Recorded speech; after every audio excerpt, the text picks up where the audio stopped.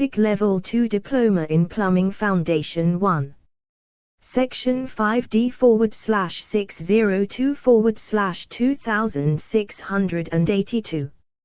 Understand and carry out site preparation and pipework fabrication. Techniques for domestic plumbing and heating systems.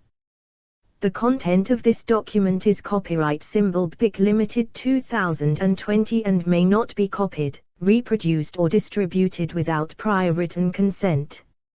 Author, BIC Limited. Editor, BIC Limited. Design, BIC Limited. BIC Level 2 Diploma in Plumbing Foundation 2. D/602/2682. Understand and carry out site preparation and pipework fabrication techniques for domestic plumbing and heating systems. This combination unit provides learning in a range of basic pipework competencies that underpin work on plumbing and heating systems. The unit also provides an introduction to the range of work activities carried out in plumbing and heating, as well as methods of checking that pipework and plumbing and heating components are leak-free. On completion of the unit, the learner will Lo 1. Know the types of hand and power tools used for domestic plumbing and heating work. Lo 2. Know the types of domestic plumbing and heating pipe work and their jointing principles. Lo 3. Know the general site preparation techniques for plumbing and heating work. Lo 4. Be able to apply general site preparation techniques for domestic plumbing and heating work. Lo 5. Know how to use clips and brackets to support domestic plumbing and heating pipe work and components. Lo 6. Be able to apply fixings and brackets to domestic plumbing and heating pipe work and components. Lo 7. Know the installation requirements of domestic plumbing and heating pipe work. Lo 8. Know the inspection and soundness testing requirements of domestic plumbing and heating pipe work. Lo 9. Be able to inspect and soundness test domestic plumbing and heating pipe work. Learning outcomes highlighted in red indicates that these are covered by practical tasks from the learner practical portfolio and will not appear in this book. The content of this document is copyright symbol BIC Limited 2020 and may not be copied, reproduced or distributed without prior written consent. Author, BIC Limited. Editor, BIC Limited. Design, BIC Limited. BIC Level 2 Diploma in Plumbing Foundation 3. Learning Outcome 1. Know the types of hand and power tools used for domestic plumbing and heating work. The content of this document is copyright symbol BIC Limited 2020 and may not be copied, reproduced or distributed without prior written consent. Author, BIC Limited. Editor, BIC Limited. Design, BIC Limited. BIC Level 2 Diploma in Plumbing Foundation 4. There are 4 assessment criteria in Learning Outcome 1. AC 1.1. State the purpose of hand and power tools used to carry out work on plumbing and heating systems. AC 1.2. Identify the different types of hand and power tools used to carry out work on plumbing and heating systems. AC 1.3. State how to safely use and maintain hand and power tools to carry out work on plumbing and heating systems. AC 1.4. Identify pipe work materials used in domestic plumbing and heating work. AC 1.1. State the purpose of hand and power tools used to carry out work on plumbing and heating systems. And AC1.2 Identify the different types of hand and power tools used to carry out work on plumbing and heating systems. There are many different tools that a plumber/heating engineer should have in the toolkit.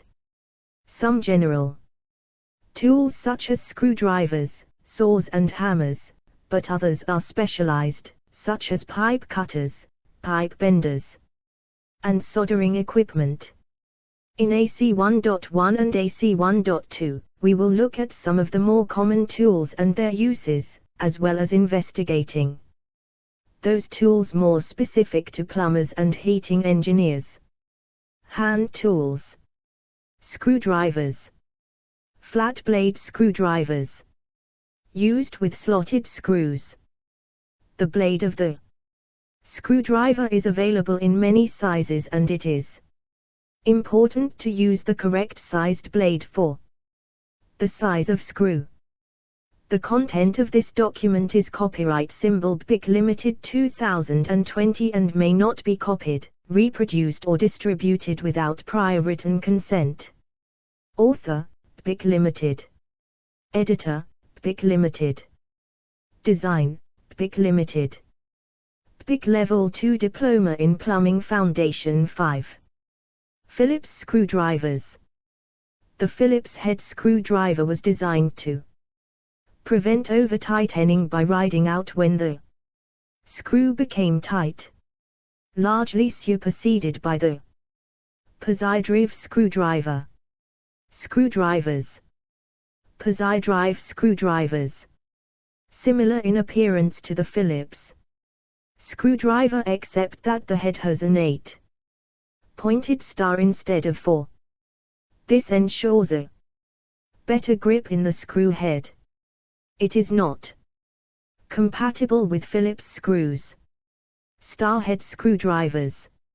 Also known as Torx screwdrivers, these are seldom used except in appliances and specialist installations. Hammers. Claw hammer. These are dual-purpose hammers used for driving in and extracting nails from wood. The head is made from forged steel for strength, with the handles being made from a variety of materials including steel, wood and carbon fiber. The claw is used in conjunction with the handle to form a lever for extracting nails. The content of this document is copyright symbol BIC Limited 2020 and may not be copied, reproduced or distributed without prior written consent. Author, BIC Limited. Editor, BIC Limited. Design, BIC Limited. BIC Level 2 Diploma in Plumbing Foundation 6.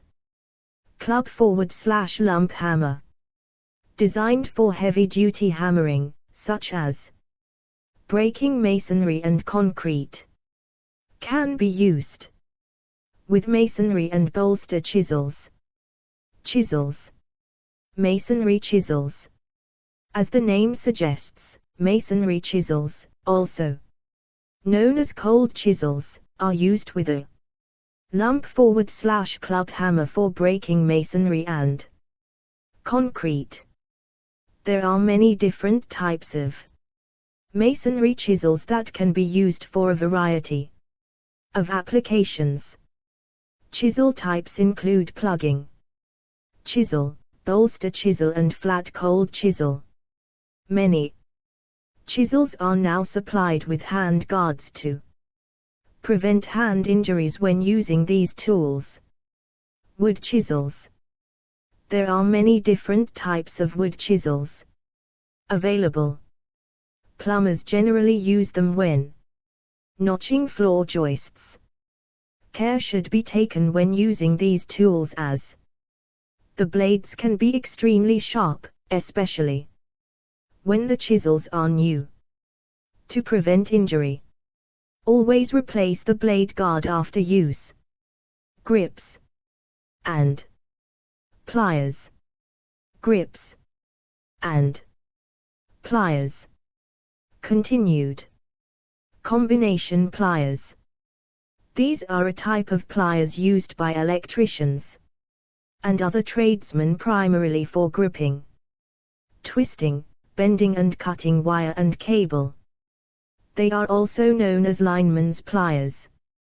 The content of this document is copyright symbol BIC Limited 2020 and may not be copied, reproduced or distributed without prior written consent. Author, BIC Limited. Editor, BIC Limited. Design, BIC Limited. BIC Level 2 Diploma in Plumbing Foundation 7. Long nose pliers. Also known as needle nose pliers, these are especially useful for getting into tight spaces because of their long thin jaws. They are predominantly used to bend, reposition and snip wire.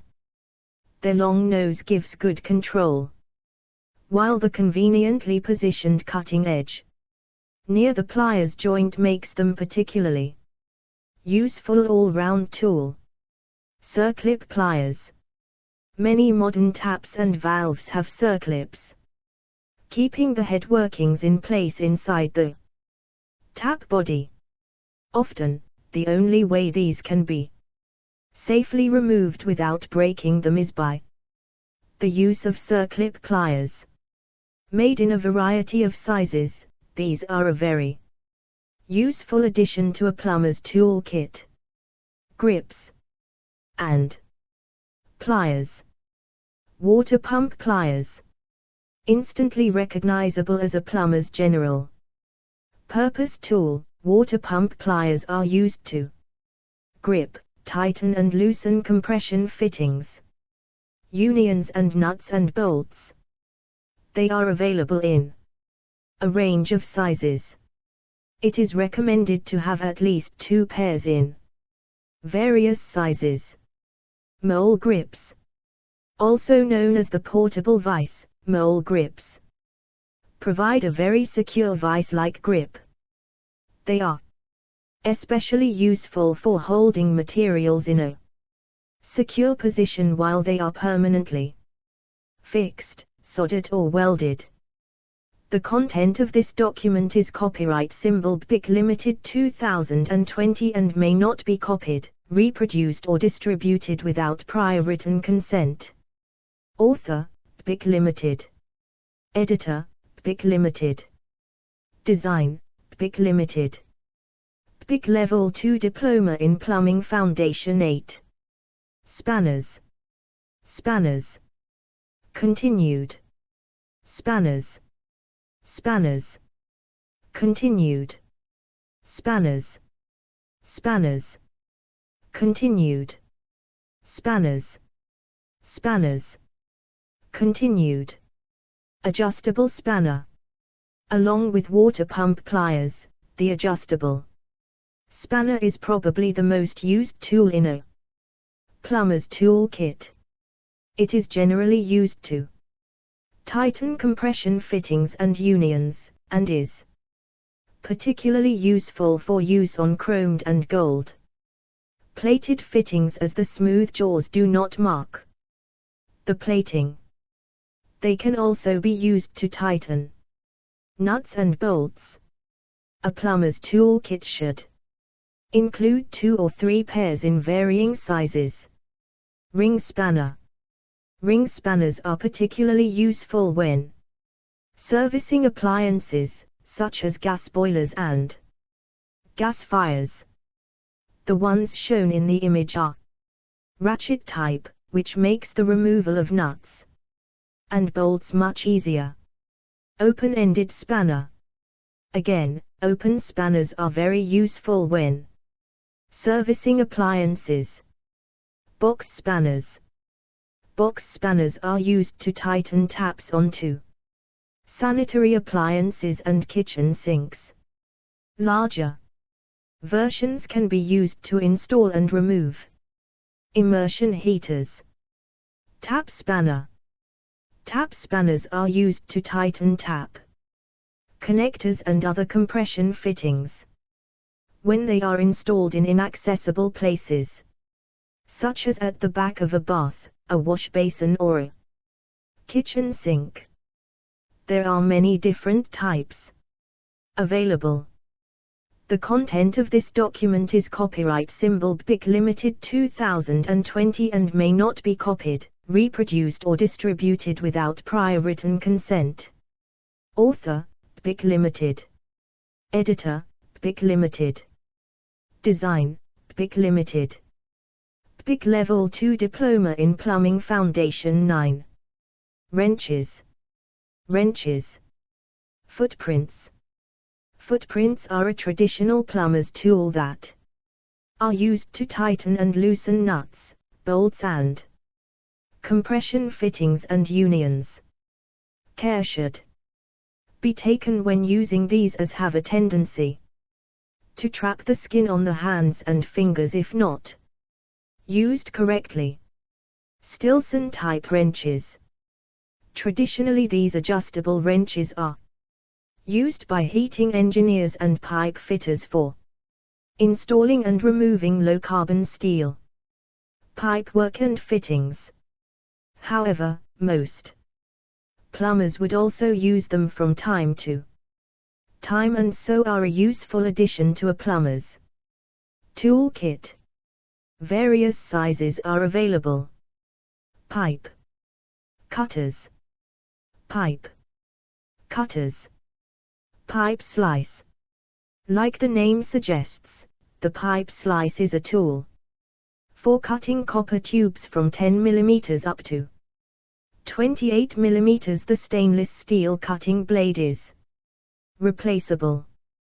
For prolonged use, these tools require regular maintenance to keep the pipe rollers free from dirt and swarf. Wheel pipe cutters. This is a general-purpose cutter for copper and stainless steel tubes from 10 mm up to 54 mm.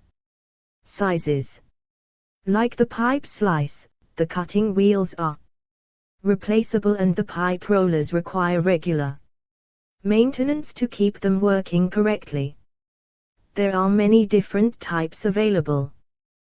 The content of this document is copyright symbol BIC Limited 2020 and may not be copied, reproduced or distributed without prior written consent. Author, BIC Limited. Editor, BIC Limited. Design, BIC Limited. BIC Level 2 Diploma in Plumbing Foundation 10. Plastic pipe cutters. These simple scissor action cutters are specifically designed to cut plastic pipes with a clean burr-free edge. Many different types are available including ratchet-type cutters, saws, general-purpose hand saw. The general-purpose hand saw is extremely useful for cutting wood, plasterboard, insulation board, plastic pipe and many more materials. The saw teeth are hard point, designed to last much longer than traditional hand saws. Saws. Hacksaw. This saw is used to cut copper tubes, plastic pipes and gutters and many types of metal, including low-carbon steel and cast iron. They are not suitable for cutting wood.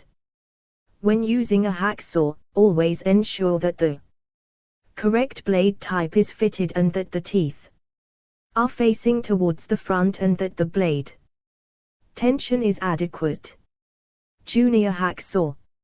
An essential tool for cutting tubes in tight positions where access is difficult. Replace the blade regularly and always ensure the blade teeth face towards the front of the saw. The content of this document is copyright symbol BIC Limited 2020 and may not be copied, reproduced or distributed without prior written consent. Author, BIC Limited. Editor, BIC Limited. Design, BIC Limited. BIC Level 2 Diploma in Plumbing Foundation 11. Floorboard saw. This saw is designed specifically for lifting Floorboards. Not only does it have teeth along its long edge, but also on the end and partially across the top edge. This allows the floorboards to be cut whilst they are still in position. Pipe bending tools. Pipe bending tools. Pipe bending tools. Scissor pipe bending machine. Also known as a handy bender, this is a portable, lightweight bending machine for precision bending of copper tubes in sizes 15 mm and 22 mm. Tripod pipe bending machine. Similar in operation to the scissor bender, the tripod bending machine is for bending copper tubes from pipe sizes 15 mm to 42 mm. The main difference with this type of bending machine is that the main bending roller on the bending arm must be manually set to suit the size of pipe. If it is set too tightly against the bending guide, then throating of the copper tube will occur. Similarly, if the roller is set too loosely, then the tube will ripple on the inside face of the bend. Internal pipe bending spring. Largely obsolete since the introduction of the scissor bending machine, the internal bending spring is used to bend R250 grade copper tubes over the knee. Always anneal the tube first before bending to prevent excessive rippling of the tube and damage to the knee. The content of this document is copyright symbol BIC Limited 2020 and may not be copied, reproduced or distributed without prior written consent. Author, BIC Limited. Editor, BIC Limited. Design, BIC Limited. BIC Level 2 Diploma in Plumbing Foundation 12. External pipe bending spring. A useful tool for bending 8 mm and 10 mm. Microbore tubing. Spirit levels. Spirit levels. Used for leveling appliances such as baths and wash basins, it is advisable to have two sizes of spirit level, 600 mm and 1200 mm. Torpedo level. Fitted with a magnetic strip, these are ideal for leveling appliances such as boilers. Soldering tools. Soldering and brazing torch. This blowtorch is very portable and does not require a separate hose and gas governor. It can be used for both soft soldering, silver soldering and high-temperature brazing, as it gives a much hotter flame, especially when used with MAP gas. Gas usage tends to be high. Blowtorch with separate governor and hose. And separate LPG bottle. This is the traditional plumber's soldering torch. It has a separate gas governor to control the flow of gas and a hose. The nozzles of the torch are interchangeable with various sizes, being available for soldering large fittings on large size copper tubes. They are not as controllable as other blowtorches on the market. The content of this document is copyright symbol BIC Limited 2020 and may not be copied, reproduced or distributed without prior written consent. Author, BIC Limited. Editor, BIC Limited. Design, BIC Limited. BIC Level 2 Diploma in Plumbing Foundation 13. Pipe. Threading. Tools. Ratchet stocks and dies. This tool is for threading low-carbon steel pipes. The dies are interchangeable for different sizes of pipe. Although they can be Used in situ, they are best used by fastening the pipe into a pipe vise. Power tools. Drills. Drills. 110V power drill. There are many different sizes and types of power drill, from small handheld drills to large hammer drills for drilling large holes with a core drill. Most construction power drills use the SDS system, special direct system, of drills and chucks, as these are far more secure than those using key chucks and keyless chucks. Care should be taken with large drills, as the power of the drill may cause injury to the wrist if mishandled. 110V rotary drills. This kind of drill has a standard chuck and key. The chuck requires regular maintenance to prevent it from seizing up. Cordless drills. There are many different cordless drills, from simple screwdriver drills to larger SDS drills, with the power to handle core drill bits. Typical voltages are 7.2V up to 36V. They are an extremely useful tool on construction sites, where a reliable 110V electricity supply is often limited. The content of this document is copyright symbol BPIC Limited 2020 and may not be copied, reproduced or distributed without prior written consent. Author, BPIC Limited. Editor, BPIC Limited. Design, BPIC Limited. BPIC Level 2 Diploma in Plumbing Foundation 14. Electric. Power. Saws. Electric. Power saws. Circular saw. These are useful tools for lifting floorboards and notching joists. Most blades are now tungsten carbide tipped for long life. Because of the high speed that the blade rotates, they should never be used without the blade guard. There are many different types of circular saw, including cordless types. Jigsaws, mainly used for cutting out worktops for kitchen sinks and wash basins.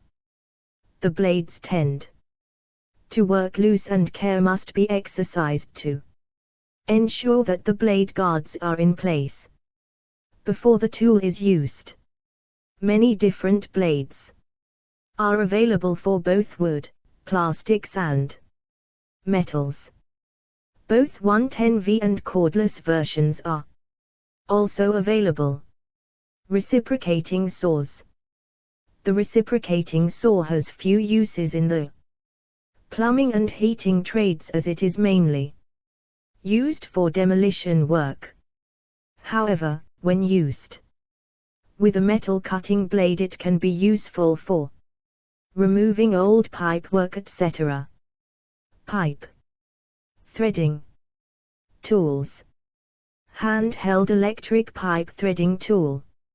Easy to use and portable, this pipe threading machine that can be used either at a pipe vise or in situ.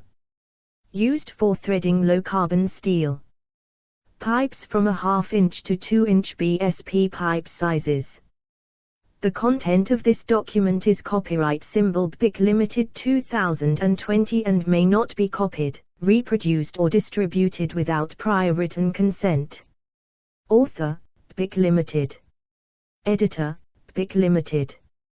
Design, BPIC Limited. BPIC Level 2 Diploma in Plumbing Foundation 15. Copper. Pipe. Socket. Crimping tools. Copper pipe socket crimping tools. These are the latest addition to the plumber's tool kit. It is for crimping press-fit fittings onto copper tubes. A set of jaws crimps the fitting and sealing ring to the copper tube to make a perfect watertight joint. These are ideal where hot Working with blowtorches is not allowed. Miscellaneous and specialist tools. Pipe bending tools. Hydraulic pipe bending machine. The hydraulic pipe bending machine uses the hydraulic power of oil to bend low-carbon steel pipe. Frequent maintenance is essential with hydraulic bending machines, and the oil level should be checked at regular intervals. Pipe freezing kits. Portable pipe freezing kit, refrigerant. Pipe freezing kits create a plug of ice to hold back water to allow maintenance and repairs to be carried out. This type uses the freezing qualities of a refrigerant gas to freeze the water. The content of this document is copyright symbol BIC Limited 2020 and may not be copied, reproduced or distributed without prior written consent. Author, BIC Limited. Editor, BIC Limited. Design, BIC Limited. BIC Level 2 Diploma in Plumbing Foundation 16. Electric Portable Pipe Freezing Kit. The electric freezing kit relies on the vapor compression refrigeration cycle to freeze the water. Although more expensive than the refrigerant type, electric freezing kits have the advantage that they never run out of refrigerant. Care should be taken when using any freezing kit. Gloves should be worn at all times because of the risk of frostbite. AC 1.3 state how to safely use and maintain hand and power tools to carry out work on plumbing and heating systems. When used correctly, hand tools present little or no danger to the user. Only when unsafe working practices are employed do hand tools cause harm. Accidents in the construction industry occur every year because of unsafe working practices with both hand and power tools, such as using a hammer with a loose head or lifting and lowering an electric drill by its electric flex. Many accidents involving the use of hand tools arise from 1. Poor maintenance of tools. 2. Not wearing personal protective equipment. 3. Using the wrong tool for the wrong job.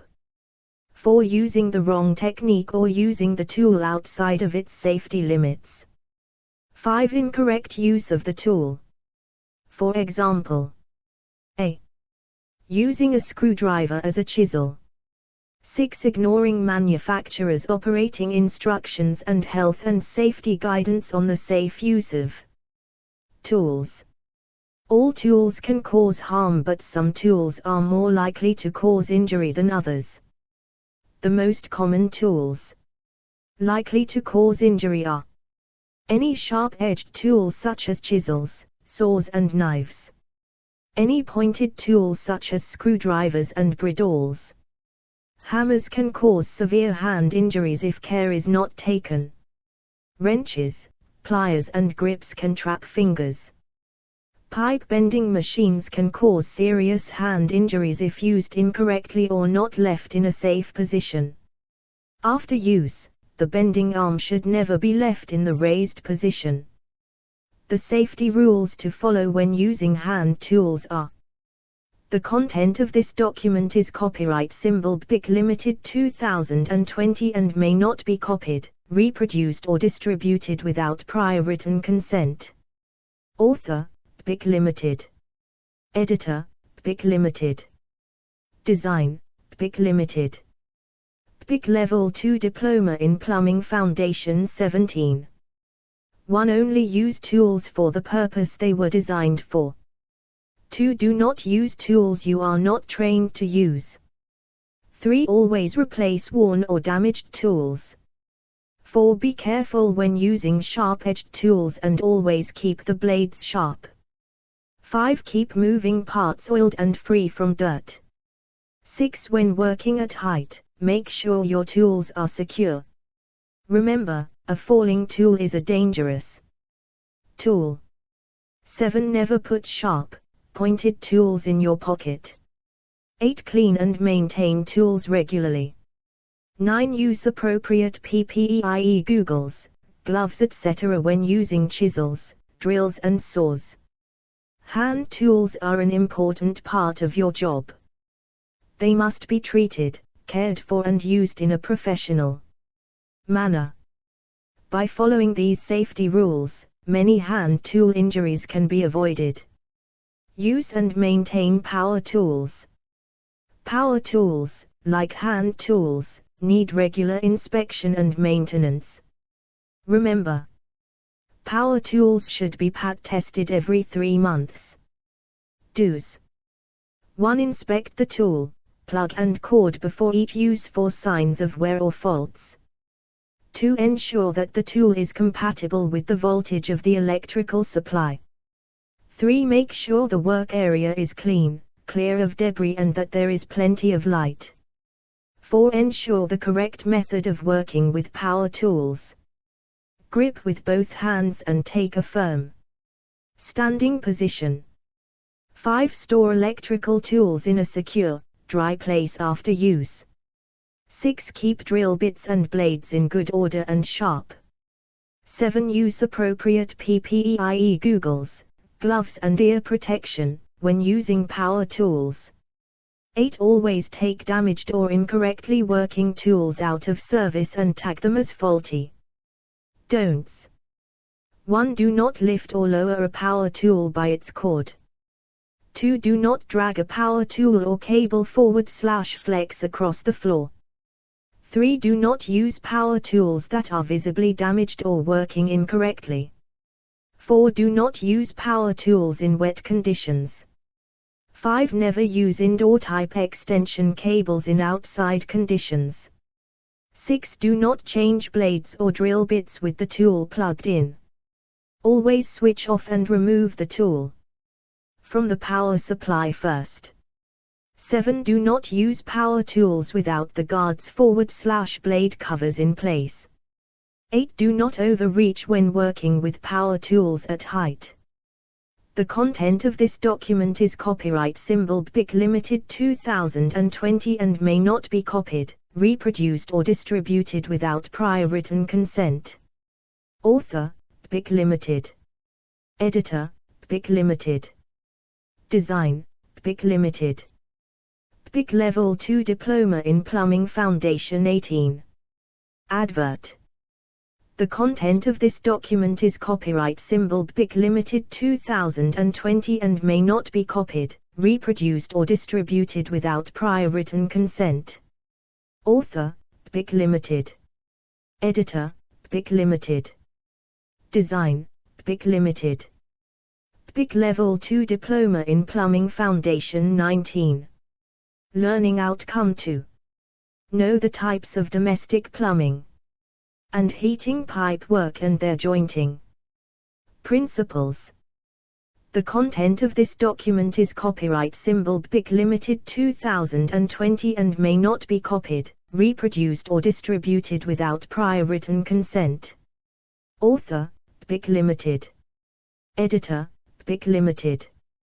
Design, BIC Limited. BIC Level 2 Diploma in Plumbing Foundation 20. There are 6 assessment criteria in Learning Outcome 2.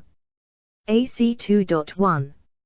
Identify pipe work materials used in domestic plumbing and heating work. AC 2.2. State the range of typical pipe material sizes available for use in dwellings. AC 2.3. State the acceptable methods of jointing new hot and cold water pipe to existing lead pipe work. AC 2.4. Identify the general fitting types used in dwellings. AC 2.5. State the methods of jointing pipe work used in dwellings.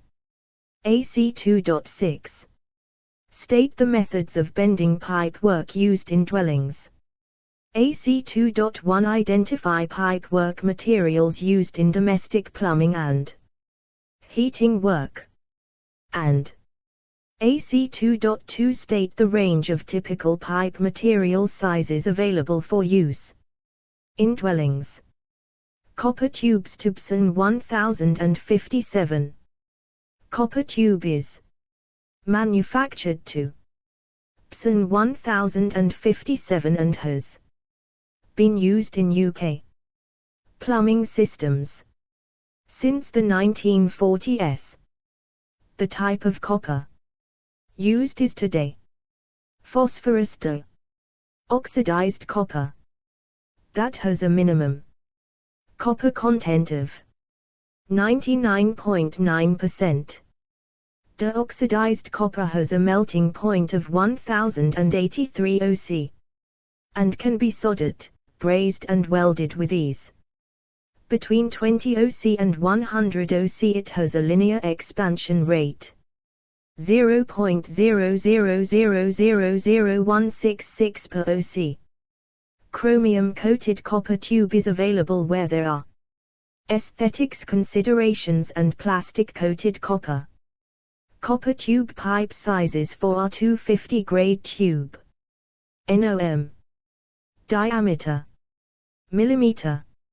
Outside. Diameter. Millimeter. Copper tube R250. Half hard light gauge. Tube. Thickness. Millimeter. Maximum. Working pressure. N/millimeter 2. 660.613.3. 880.69.7. 1010.0.67.7. 1212.0.66.3. 1515.0.75.8. 1818.0.85.6. 2222.0.95.1. 2828.0.94. 3535 1.24.2. 4242 1.23.5. 5454 1.22.7. 6767 1.22. 76.1 76.2 1.52.4. 108 108.1 1.5 1.7. Copper tubes. The content of this document is copyright symbol BIC Limited 2020 and may not be copied, reproduced or distributed without prior written consent. Author, BIC Limited. Editor, BIC Limited. Design, BIC Limited. BIC Level 2 Diploma in Plumbing Foundation 21. Known as QTLX, is available where protection from the elements is essential. Copper tubes can be used for hot and cold water services, central heating systems, gas installations, medical gas systems, oil systems and sanitation systems. It is available in the UK in 3 grades, see below. Grade description. R220.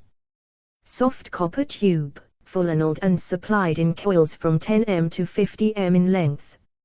It is thicker walled than other grades of copper tube. Used for underground water services, sizes 15, 22, 28 mm, and microbore central heating systems, sizes 6, 8 and 10 mm. R250. The most widely used grade of copper tube for plumbing and heating applications. Supplied in straight lengths of 3 m or 6 m in sizes 15, 22, 28, 35, 42, 54 mm. It is known as half hard tempered. R290 hard tempered, thin walled and very unsuitable for bending. Not normally used in the UK. Low carbon steel to PSN 10255:2004. Not really used in domestic installations and its use should be restricted to wet central heating. Systems and gas installations. Low-carbon steel is used extensively on commercial and industrial systems for specialized water systems, heating, gas, compressed air and many other specialized applications. It is often referred to as mild steel pipe. LCS is supplied in lengths up to 6 m with either threaded or plain ends. It is usually painted either black or red. It can also be supplied with a galvanized coating. There are 3 grades of LCS. The grades are related to pipe wall thickness. Grade color code. Light brown, seldom used except with fire suppressant sprinkler systems. The pipe wall is thin. Medium blue, the most common grade used in plumbing installations. Heavy red, the same as medium grade but can also be used below ground. The thickest pipe wall of all LCS grades. Galvanized low-carbon steel pipe. The content of this document is copyright symbol BPIC Limited 2020 and may not be copied, reproduced or distributed without prior written consent. Author, BPIC Limited. Editor, BPIC Limited. Design, BPIC Limited. BPIC Level 2 Diploma in Plumbing Foundation 22. Low-carbon steel pipe sizes are listed in the table left. From the table it will be seen that both metric and imperial pipe sizes have been given. While both measurements are interchangeable, they refer to the internal diameter of the pipe, the outside measurement being considerably larger. Fittings for LCS pipe are still stamped with imperial measurements and not metric, which can cause confusion. Plastic pipe work. Plastic pipe materials have transformed modern plumbing systems and greatly reduced installation times whilst increasing system efficiency with superior flow rates. But just like a plumber must know their metals, a good knowledge of plastics is essential to stop mistakes being made. Using plastic pipe for systems that it is not designed for can have a detrimental effect on the system and gives plastic an undeserved bad name. There are 2 types of plastic pipe. A. Plastic pressure pipe, for hot and cold water and central heating systems. B. Plastic sanitary pipe, for above and below ground drainage, waste pipes and gutter systems. Plastic pressure pipe, for hot and cold water and central heating systems. Plastic pressure pipe is plastic pipe that can be installed in high-pressure plumbing systems, such as cold water supplied from a water main. There are 2 types of plastic pressure pipe. O. Polyethylene. This is used for mains cold water pipe, colored blue, and gas pipe, colored yellow. There are 2 grades. Medium density polyethylene, MDPE, often referred to as alkathene, it is manufactured to water standards ISO 4427, 2007 for below ground use. It is light and flexible, and ideal for carrying wholesome, potable water as well as a variety of chemicals. However, it does degrade under the effects of ultraviolet light. Because of this, it should not be used for above-ground installations. And it is recommended that no more than 150 mm of blue MDPE be exposed when it enters a dwelling. It is available in 25 m, 50 m and 100 m coils in the following pipe sizes: 20 mm, 25 mm, 32 mm, 50 mm and 63 mm. High-density polyethylene, HDPE. Used for mains cold water pipe until the mid Diameter nominal outside. Diameter. Millimeter. Inches, millimeter. 1/8 6 10.3. 1/4 8 13.7. 3/8 10 17.145. 1/2 15 21.336. 3/4 20 26.67. 1/25 33.401. 1 1/4 32 42.164. 1 1/2 40 48.26. 250 60.325. 2 1/2 65 73.025. 380 88.9. MDPE pipe. The content of this document is copyright symbol BPIC Limited 2020 and may not be copied, reproduced or distributed without prior written consent. Author, BPIC Limited. Editor, BPIC Limited. Design, BPIC Limited. BPIC Level 2 Diploma in Plumbing Foundation 23. 1980s until replaced by MDPE. Colored black and available in 4 grades, A, B, C, and D. O polybutylene produced for pressurized plumbing systems and central heating installations. Because it is flexible, it can be cabled easily through holes cut into timber joists. This ensures that fewer joints are required, and the installation process decreases the installation time. It has 1. A high temperature /pressure resistance with low noise and thermal transmission. 2. Smooth internal bore giving it better flow rate characteristics than copper tube. 3. High resistance to corrosion and scaling. However, polybutylene is microporous, which allows air to be leached through the walls of the pipe, and while this is not a problem for hot and cold water supplies, central heating installations would suffer increased corrosion as a result. To counteract this, polybutylene pipe is manufactured with an impervious barrier to prevent the air from infiltrating the central heating system water.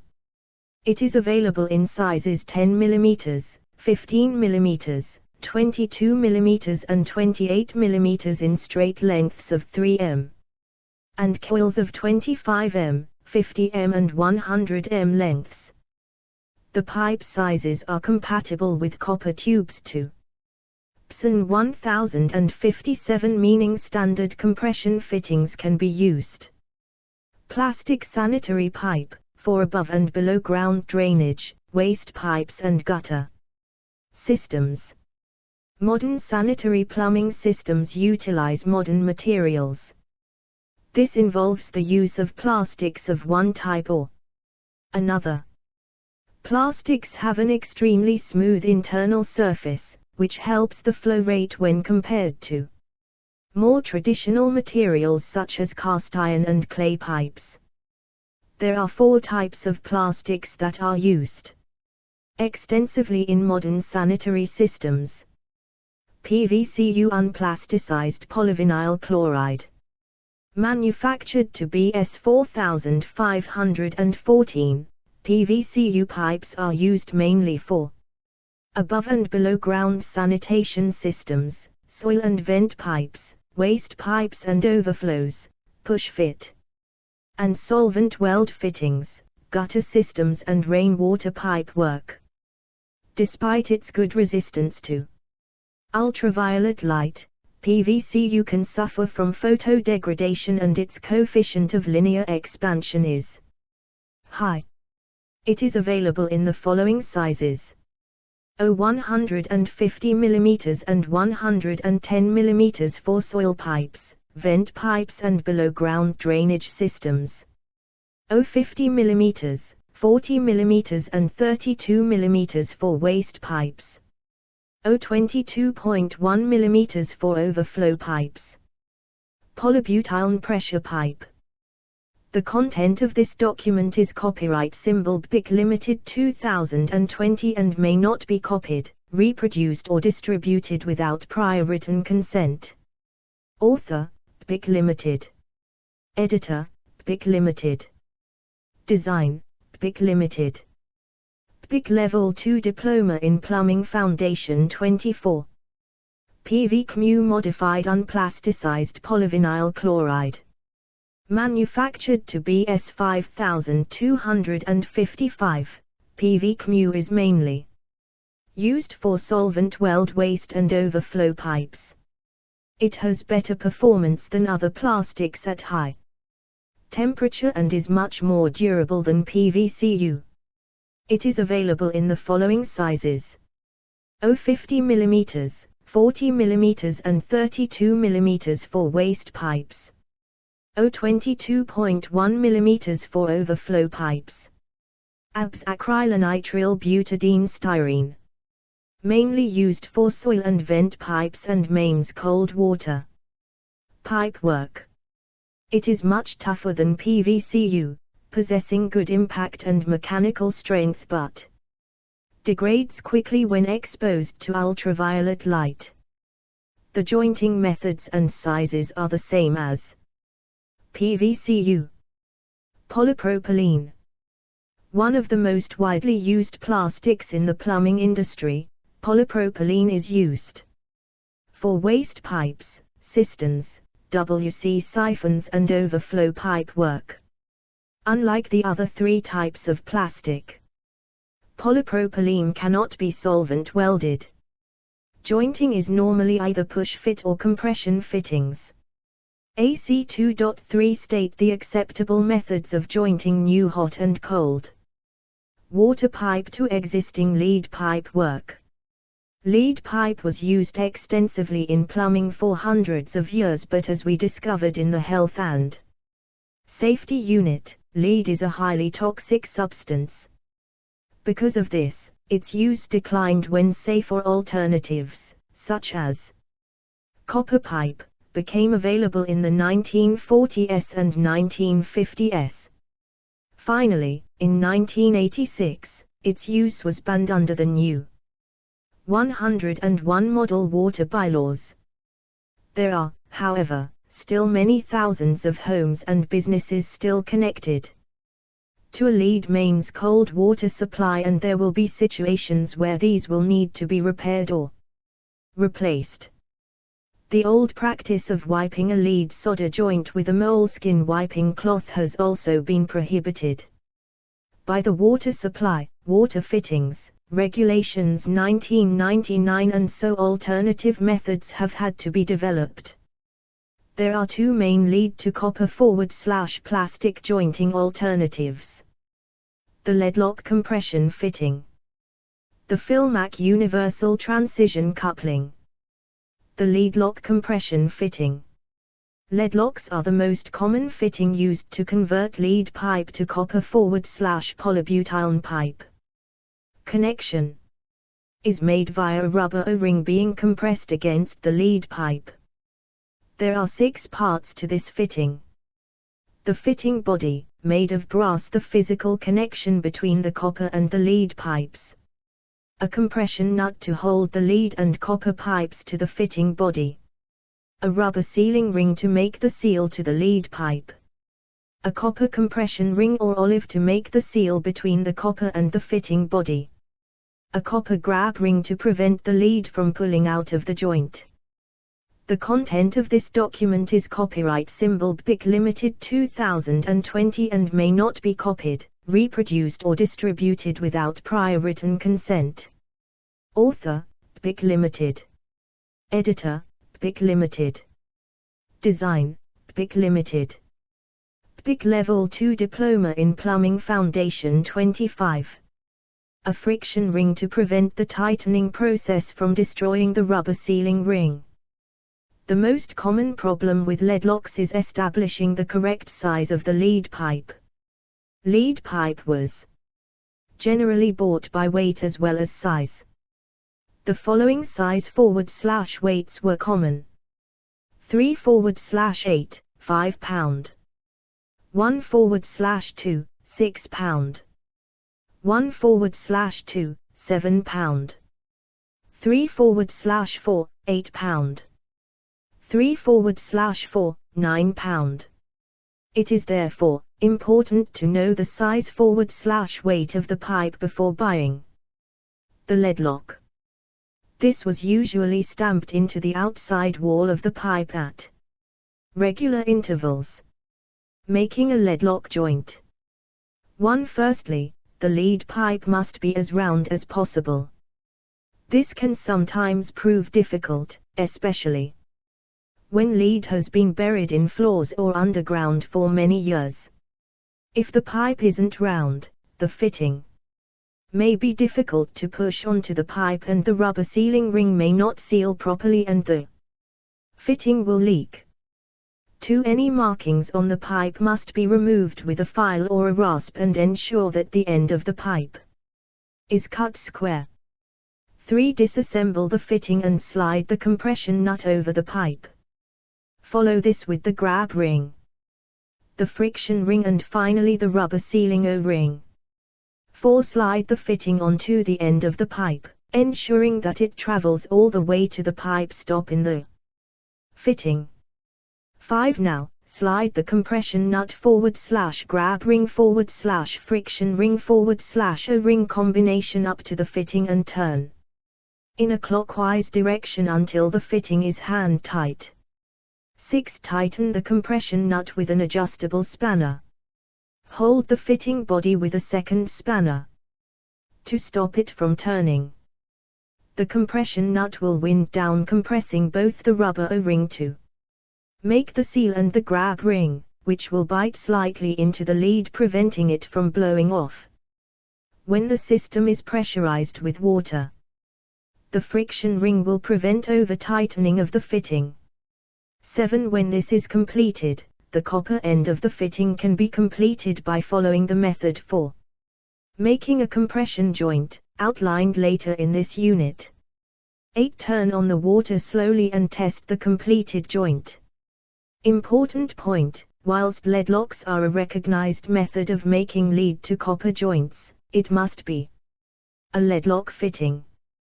The content of this document is copyright symbol BIC Limited 2020 and may not be copied, reproduced or distributed without prior written consent. Author, BIC Limited. Editor, BIC Limited. Design, BIC Limited. BIC Level 2 Diploma in Plumbing Foundation 26. Remembered that a lead/brass/copper combination may cause galvanic action, as outlined in scientific principles, and the lead may corrode quickly, depending on the type of water. Always seek the advice of the local water authority before using lead locks. The Filmac Universal Transition Coupling. An alternative to the lead lock, which does not cause galvanic action, is the Filmac Universal Transition Coupling. This fitting is designed to connect many different types of pipe together using a common fitting body and a selection of different inserts to accommodate the different types of pipe available. One of the benefits of using this system is that the fitting has a greater tolerance to the lead pipe being deformed or misshaped and will accommodate most lead pipe sizes with a single adapter or insert. It is also much easier to dismantle and refit, if necessary. Making a Filmac joint. Ensure that the lead pipe is cut square. Any markings on the pipe must be removed with a file or rasp. The fitting does not need to be dismantled. Ensure that the locking nut is open and that 3 turns of thread are visible. Hold the fitting next to the pipe with the pipe end against the stop flange. Mark the pipe so that you know when the pipe is full inside the fitting. Push the fitting onto the pipe up to the mark you have made on the pipe. Now, using a pair of water pump pliers, tighten the compression nut. Use a second pair of water pump pliers on the fitting to prevent the whole assembly from spinning.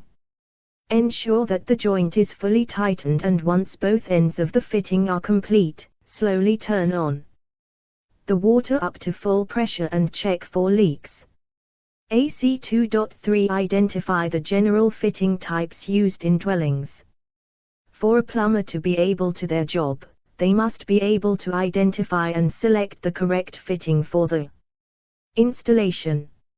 In AC 2.3, we will investigate the jointing methods and some of the common fittings used to joint a Filmac transitional coupling.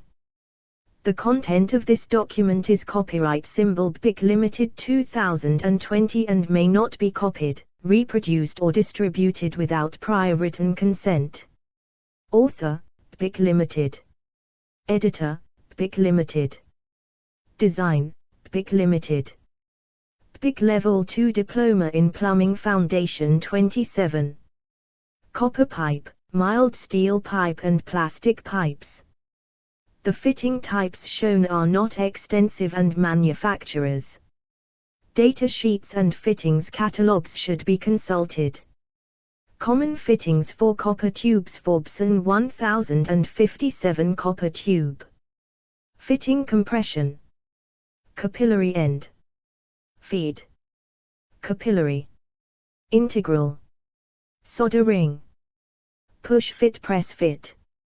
Couplers. Elbows and bends. Equal tees. Reducing tees. Reduced end. Reducing tees. Reduced. Branch. Reducers. Stop /cap ends. The content of this document is copyright symbol BIC Limited 2020 and may not be copied, reproduced or distributed without prior written consent. Author, BIC Limited. Editor, BIC Limited. Design, BIC Limited. BIC Level 2 Diploma in Plumbing Foundation 28. Tap connectors: Forbson 1057 copper tube. Fitting compression: capillary end feed. Capillary integral. Solder ring. Push fit. Tap connector. Straight. Tap connector. Bent. Manifolds and tank connectors: Forbson 1057 copper tube. Fitting compression: capillary end feed. Capillary integral. Solder ring. Push fit. Tank. Connectors. Manifolds. Stop valves, isolation valves and gate valves: Forbson 1057 copper tube. Fitting compression: push fit. Capillary integral. Solder ring. Stop taps. The content of this document is copyright symbol BIC Limited 2020 and may not be copied, reproduced or distributed without prior written consent. Author, BIC Limited. Editor, BIC Limited. Design, BIC Limited. BIC Level 2 Diploma in Plumbing Foundation 29. Gate valves. Service valves. Fittings for BSEN 10255:2004, formerly BS 1387:1985, low-carbon steel. White hard fittings. These have a rounded bead around the mouth of the fitting. Black hard fittings. These have a square bead around the mouth of the fitting. White hard screwed fittings. Sockets reducers. Equal tees unions. Elbows nipples. Bends pushes. The content of this document is copyright symbol BIC Limited 2020 and may not be copied, reproduced or distributed without prior written consent. Author, BIC Limited. Editor, BIC Limited. Design, BIC Limited. BIC Level 2 Diploma in Plumbing Foundation 30.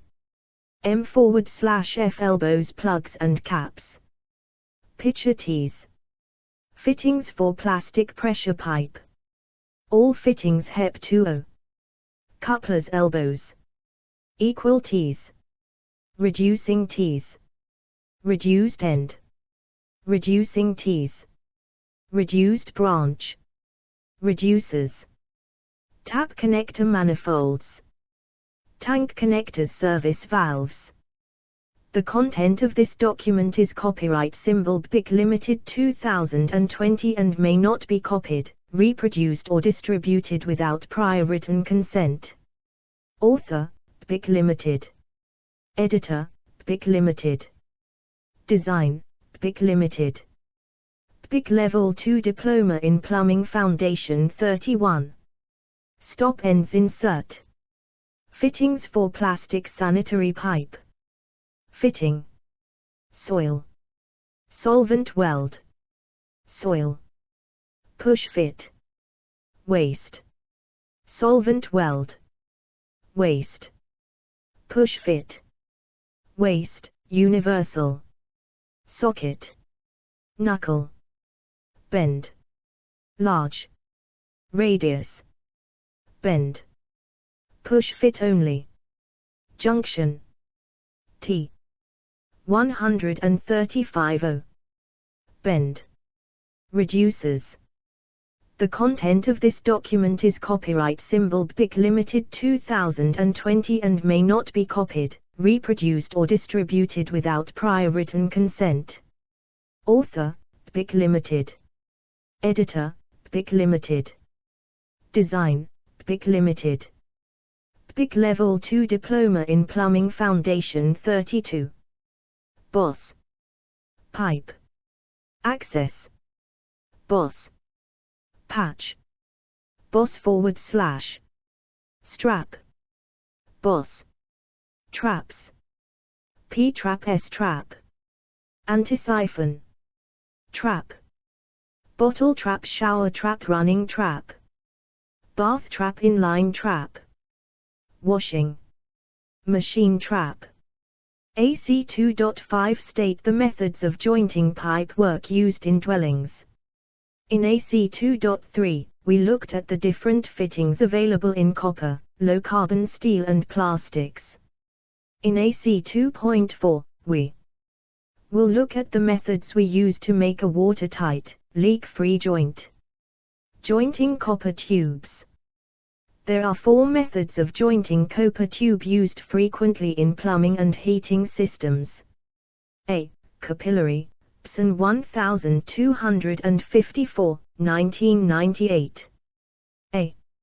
Integral solder ring. The content of this document is copyright symbol BIC Limited 2020 and may not be copied, reproduced or distributed without prior written consent. Author, BIC Limited. Editor, BIC Limited. Design, BIC Limited. BIC Level 2 Diploma in Plumbing Foundation 33. B. End feed. B. Compression. A. Type A non-manipulative. B. Type B manipulative. C. Push fit. D. Press fit. Capillary fittings to PSN 1254, 1998. Capillary type fittings are heated by a blowtorch. They use the principle of capillary attraction to draw the solder into the fitting as it is heated. Integral solder ring capillary fittings. This type of fitting already contains the solder to make a watertight joint. The solder is contained in a raised section of the fitting and releases into the joint when it is heated by a blowtorch. Extra solder is not required. End feed capillary fittings. End feed fittings require the solder to be applied by the plumber at the mouth of the fitting while the fitting is hot. It does not contain its own solder. To successfully make a capillary fitting, the following method should be used. A. cut the copper tube using either pipe cutters or a hacksaw and deburr the end. B. Clean the inside of the fitting and the outside of the pipe using either steel wool or emery cloth. C. Apply a suitable flux to the tube end only and insert the tube into the fitting. A slight twist of the fitting will ensure that the solder is evenly spread throughout the whole joint. D. Apply heat to the fitting from the blowtorch and wait 10 seconds before applying any solder. End. Feed fittings should be fed at the mouth of the fitting. Solder ring fittings do not require this, as the solder will appear at the mouth of the fitting when it has been successfully soldered. After the fitting has been heated, check that the solder has flowed around the entire fitting. Do not use excessive heat or the flux will turn black and the solder will not take to the tube. E. While the fitting is still hot and the solder fluid, wipe any excess solder away with a cloth. Care should be taken to ensure that the fitting is not disturbed or you may cause a leak. F. Once cooled, wipe any excess flux away with a damp cloth.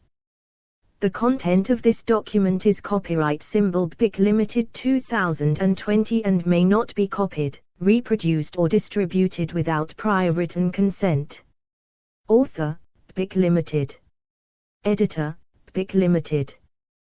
Design, BIC Limited. BIC Level 2 Diploma in Plumbing Foundation 34. Fluxes and solders. Solders.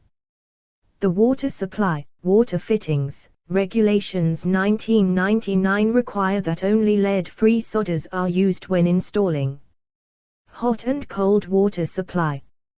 There are several types of lead-free solder available and most are a mixture of tin and copper. They are manufactured to PSAN 29453 and are known as number 23 tin-based solders and have a melting point range of between 230 OC to 240 OC. Solders that contain lead can be used on systems such as gas installations and central heating. However, there is a risk that the wrong solder will be used when installing hot and cold water systems, and so its use should be avoided if possible. Fluxes. Fluxes are necessary during the soldering process to remove any surface oxides on the copper tube and to assist with the free flow of the solder in the fitting itself. Fluxes take two forms. Active flux known as self-cleaning flux. This flux cleans the copper tube and the fitting during soldering, making pre-cleaning with an abrasive material not necessary. Some active fluxes contain hydrochloric acid, which encourages corrosion if not completely cleaned off the copper tubes after use. Active fluxes are water-soluble and are therefore thoroughly washed out when the water systems are flushed through when the initial flushing of systems is carried out. Traditional flux paste. Traditional flux has been used successfully to make soldered joints for many years and contains zinc chloride and amines that act as active agents. However, it is reliant on the copper tube and the fitting being totally clean. Therefore, cleaning of both the tube and the fitting is required. It is not water soluble, which means it can stay in the pipework for many years after soldering has taken place and even after flushing with cold water. Because of this, it should be used with care. Compression fittings to PSAN 1254, 1998. Compression fittings are mechanical and require spanners to tighten them to make a leak-free joint. Care should be taken to avoid over-tightening, as this will distort the tube and cause the fitting to leak. Again, there are two distinct types. Type A non-manipulative fittings. These fittings are called non-manipulative because the copper tube does not have to be worked or manipulated to enable a leak-free joint to be made. Made from brass or gun metal, they contain three parts. 1. The fitting body. The content of this document is copyright symbol BIC Limited 2020 and may not be copied, reproduced or distributed without prior written consent. Author, BIC Limited. Editor, BIC Limited. Design, BIC Limited. BIC Level 2 Diploma in Plumbing Foundation 35. 2. The compression nut. 3. The compression ring or olive. When the fitting is tightened, the compression nut compresses the olive onto the copper tube slightly, so that the fitting does not come apart or leak. When the joint is under pressure. To make a successful type A non-manipulative compression joint, follow the steps below. Cut the copper tube with a pipe cutter or hacksaw and deburr the end. Slip the compression nut and olive over the end of the tube and reassemble the fitting until it is hand tight. Using an adjustable spanner, tighten the joint 1.5 to 2 turns. Do not over-tighten as this will deform the olive and the copper tube and may cause a leak. Note, manufacturers say that compression joints do not require any jointing paste or PTFE to make a successful joint. Jointing pastes and compounds should only be used in the event of the fitting leaking after normal assembly procedures. Type B manipulative fittings. These fittings are called manipulative because the end of the copper tube must be worked or manipulated before a joint can be made. The end of the copper must be flared out with a swagging tool. The fitting is comprised of the fitting body, the compression nut, a compensating ring and an adapter to allow the copper to make a leak-free joint with the copper tube. Generally, these fittings are used on R220 grade soft copper tubes for underground water service pipes. To make a successful Type B non-manipulative compression joint, follow the steps below. Cut the copper tube with a hacksaw and deburr the end. Do not use a pipe cutter because these tend to reduce the internal bore of the copper, making insertion of the swagging tool difficult. Slip the compression nut and the compensating ring over the tube.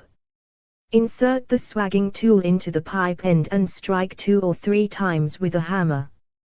This will flare open the tube ready for the adapter. Ensuring that the adapter is in place in the fitting, locate the flared end of the copper over the adapter. The content of this document is copyright symbol BIC Limited 2020 and may not be copied, reproduced or distributed without prior written consent. Author, BIC Limited. Editor, BIC Limited. Design, BIC Limited. BIC Level 2 Diploma in Plumbing Foundation 36. And hand tighten the compression nut. Using an adjustable spanner, tighten the joint 1.5 to 2 turns. Do not over-tighten as this may deform copper tube and may cause a leak.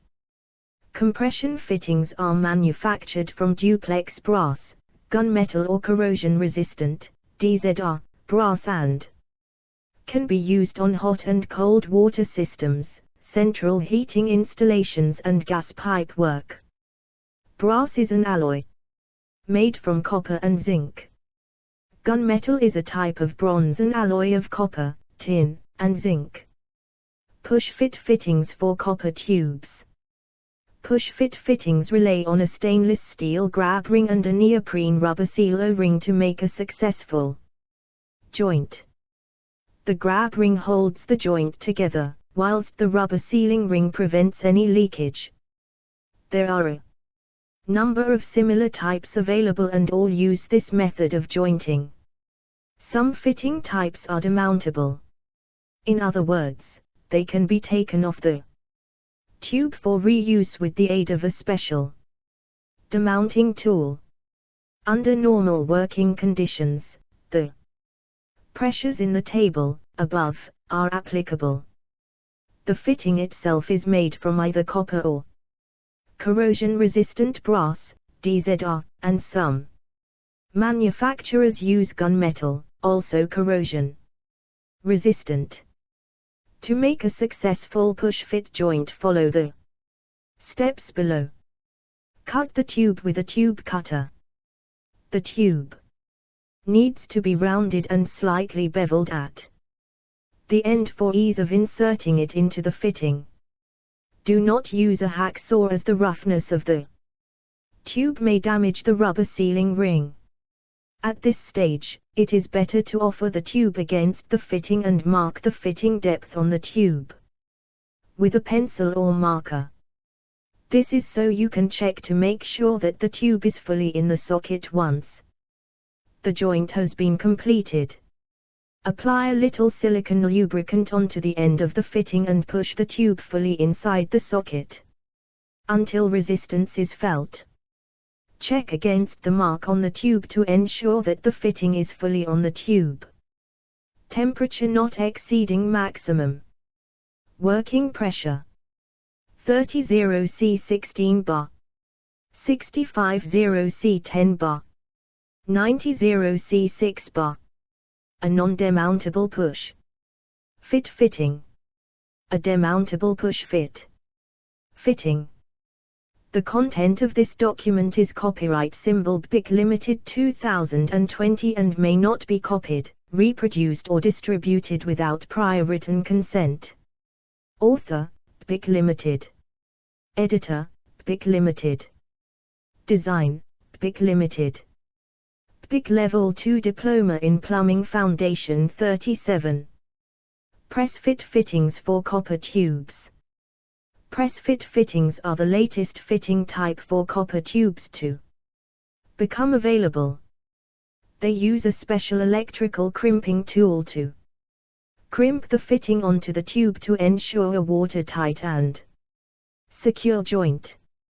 They are used widely on commercial and industrial installations, especially where hot working with a plumber's blowtorch is not allowed.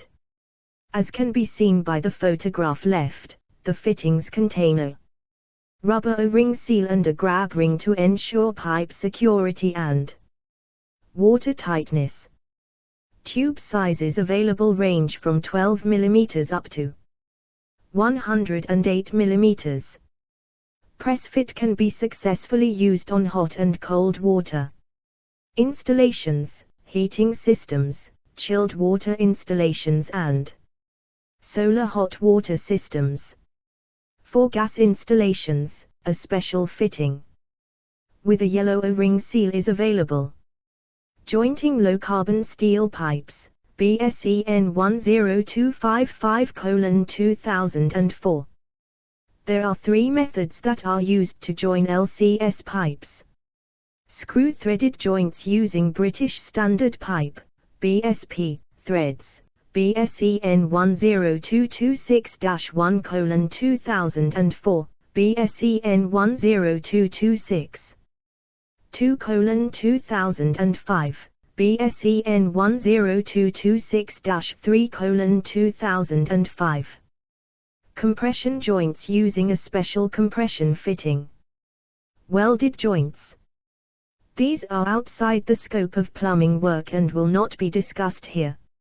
Screw-threaded jointing of low-carbon steel pipes.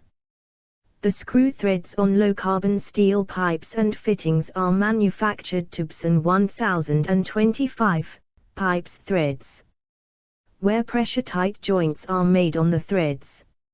Verification by means of limit gauges.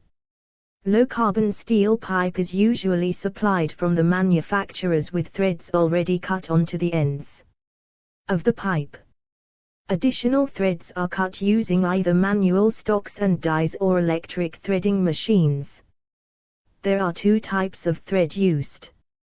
Temperature not exceeding maximum working pressure 20 C 16 bar, 110 C 6 bar.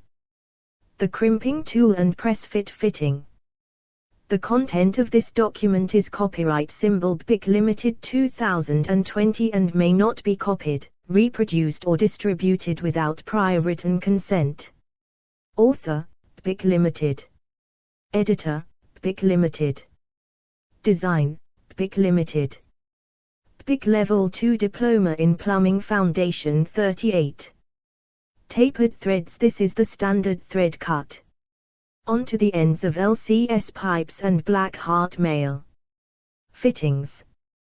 The principle of the thread is that, because it is tapered, it tightens the further it is screwed into the fitting.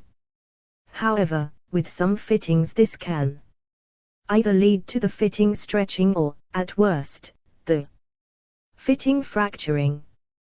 Parallel threads. The parallel thread is so called because the thread is of uniform diameter along its entire length. It is used on pipe sockets and white heart female thread fittings. Male, M, and female, F, threads. A male thread is an external thread found on pipes and fittings, also sometimes referred to as a spigot. These can be tapered as shown in the left-hand photograph, or parallel.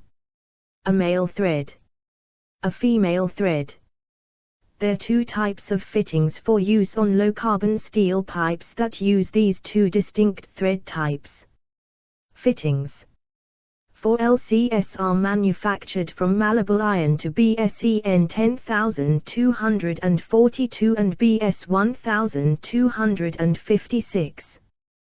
Black heart fittings. These have both tapered male and female threads. They are made from malleable cast iron and tend to be quite brittle. Because of this, they are susceptible to splitting if the fitting is over-tightened. The fittings are marked with the letter B and are identifiable by a square-edged bead around the head of the fitting. White heart fittings. These have tapered male threads and parallel female threads. Again, they are made from malleable iron, but the metal has a high ferrite content, making them much more malleable than black heart fittings. They tend to stretch rather than fracture when over-tightened, making much less susceptible to splitting. The fittings are marked with the letter W, are identifiable by a round-edged bead. The content of this document is copyright symbol BIC Limited 2020 and may not be copied, reproduced or distributed without prior written consent. Author, BIC Limited. Editor, BIC Limited. Design, BIC Limited.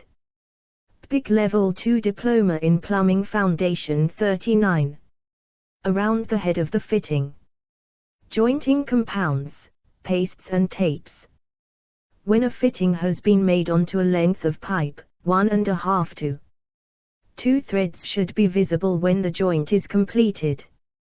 There are several jointing compounds, pastes and tapes that can be used in conjunction with threaded pipes and fittings to ensure that the fittings do not leak when tested. The table below highlights the most common types of compounds available. Linseed oil-based compounds used in conjunction with hemp on wet central heating systems and compressed air lines. Caution, not suitable for use on natural gas installations. Unsintered polytetrafluoroethylene PTFE tape. A thin, white, or yellow if used on gas, tape that can be used on almost all installations, from hot and cold water to gas installations. PTFE-based jointing compounds. A compound specially made for use on potable water systems.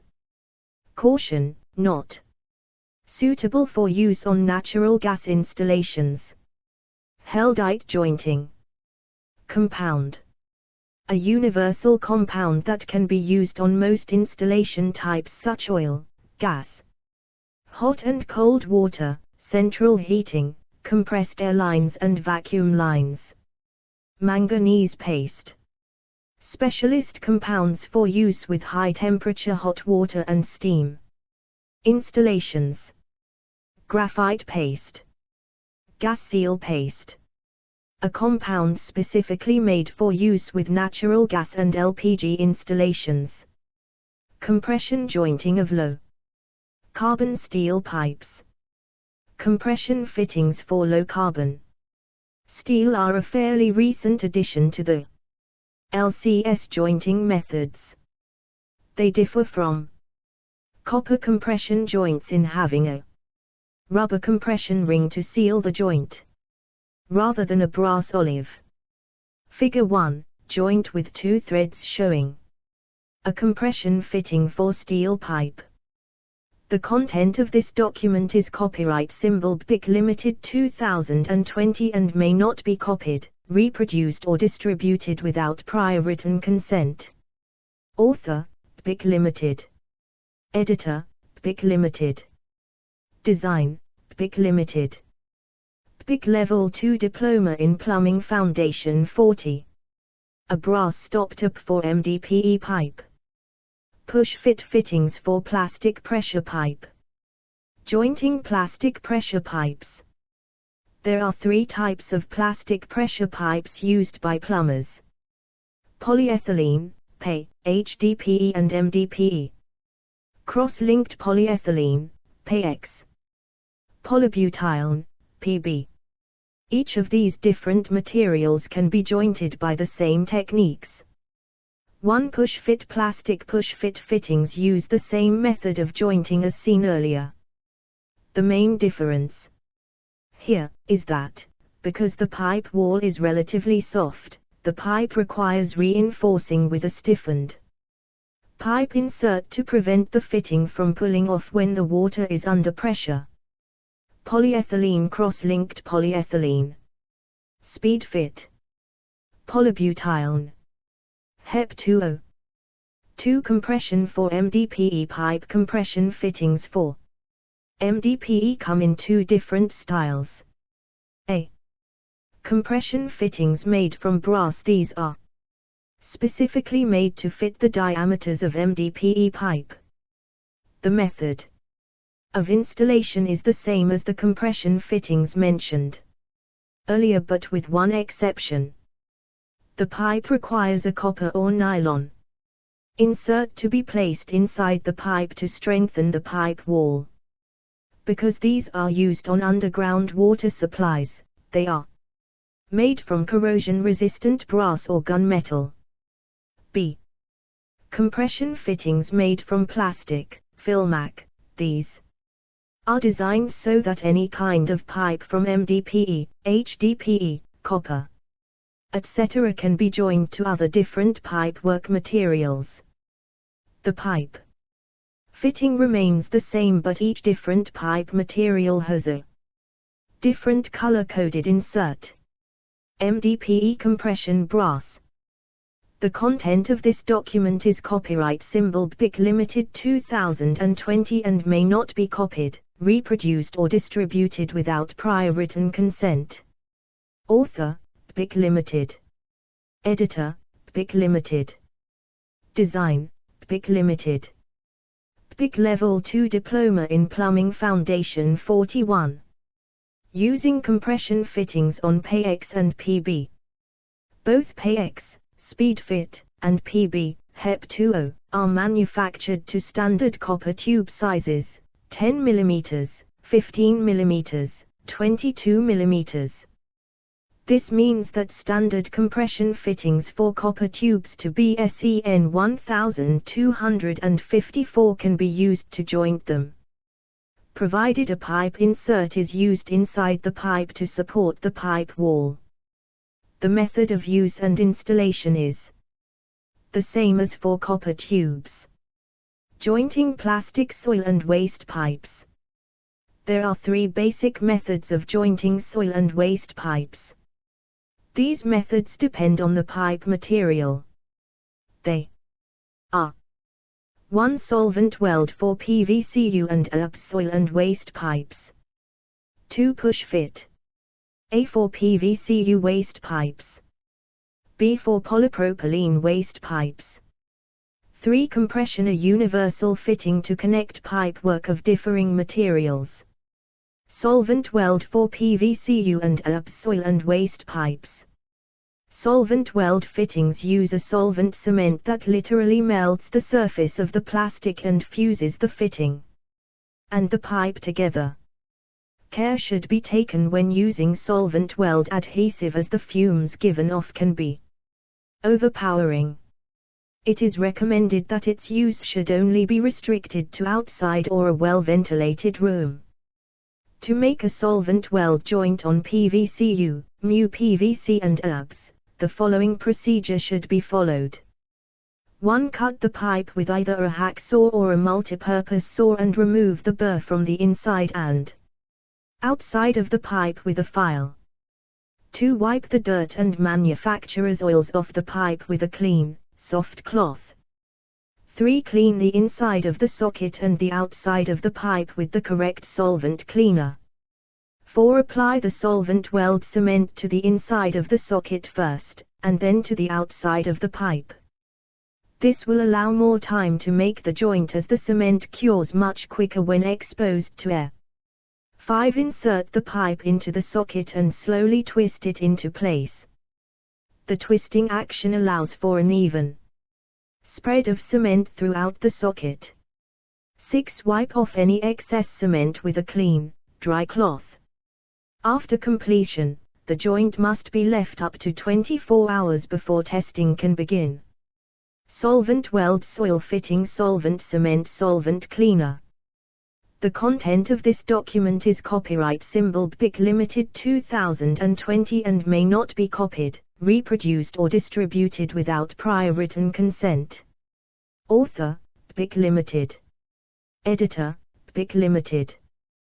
Design, BIC Limited. BIC Level 2 Diploma in Plumbing Foundation 42. Push fit for PVCU and ABS soil pipes. Push fit joints are probably the most common jointing method for soil and vent pipes. The fittings have a single neoprene chamfered rubber sealing ring in them, which allows for easy jointing.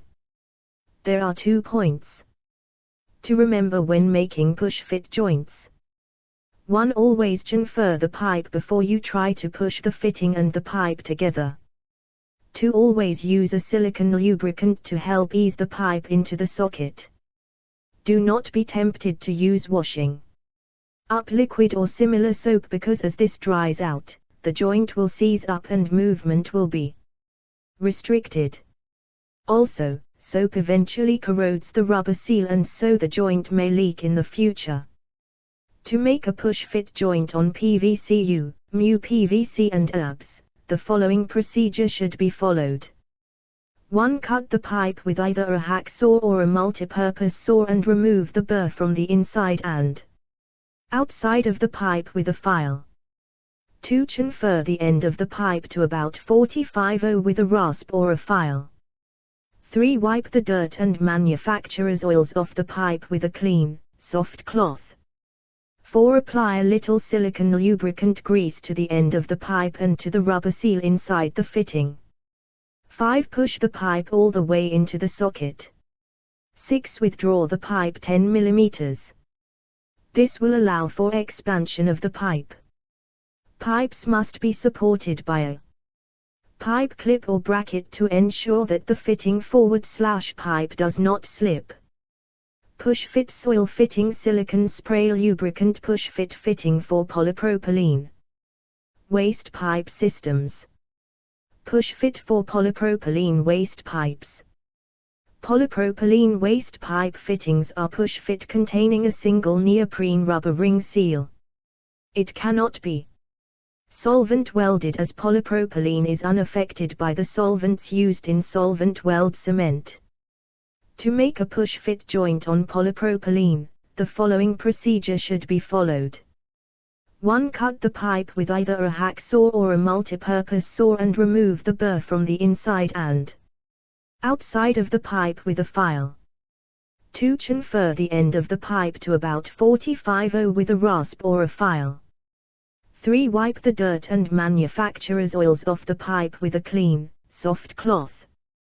The content of this document is copyright symbol BIC Limited 2020 and may not be copied, reproduced or distributed without prior written consent. Author, BIC Limited. Editor, BIC Limited. Design, BIC Limited. BIC Level 2 Diploma in Plumbing Foundation 43. 4. Apply a little silicone lubricant grease to the end of the pipe and to the rubber seal inside the fitting. 5. Push the pipe all the way into the socket. A note about solvent weld and push fit: waste pipes and fittings push fit and solvent weld fittings are not compatible with each other. They have different outside diameters and the fittings will only fit their recommended pipe. AC 2.6 state the methods of bending pipe work used in dwellings. In this next section, we will look at the methods we can use to bend the different types of pipe. Bending copper tube. Bending copper tube is a skill that becomes easier with practice. The art to good pipe bending is knowing the limitations of the bending machine you are using, whether that machine is a scissor bender, tripod bender, or spring. Using a bending machine. Using a bending machine is an economical way of installing copper pipes, as each bend we produce saves time and money on fittings purchasing, preparation and completion. Where lots of changes of direction must be performed, these can be completed by bending the pipe much more precisely and much neater than by using fittings. The end result is a professional-looking installation with less leakage potential. Both the scissor bender, also known as the handy bender, and the tripod bender use the same technique to bend the pipe. The following methods can be performed on either of these two machines easily and to the same degree of accuracy. As you work through the different bends, it will become apparent that the accuracy of the bends relies upon determining the bending point and the position of the tube in the machine. Accurate templates and marking of the tube are also vitally important if an acceptable degree of accuracy is to be obtained. These notes assume that you will be performing most your bends on a scissor bending machine. 90-0 bends. There are two ways of performing a 90-0 bend. 90-0 bend from a fixed point. 90-0 bend using a short piece of tube. The content of this document is copyright symbol BIC Limited 2020 and may not be copied, reproduced or distributed without prior written consent. Author, BIC Limited. Editor, BIC Limited. Design, BIC Limited. BIC Level 2 Diploma in Plumbing Foundation 44. 90-0 bend from a fixed point. The content of this document is copyright symbol BIC Limited 2020 and may not be copied, reproduced or distributed without prior written consent. Author, BIC Limited. Editor, BIC Limited. Design, BIC Limited. BIC Level 2 Diploma in Plumbing Foundation 45. 90-0 bend using a short piece of tube.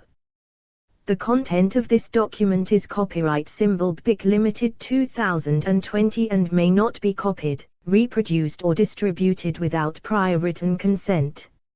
Author, BIC Limited. Editor, BIC Limited.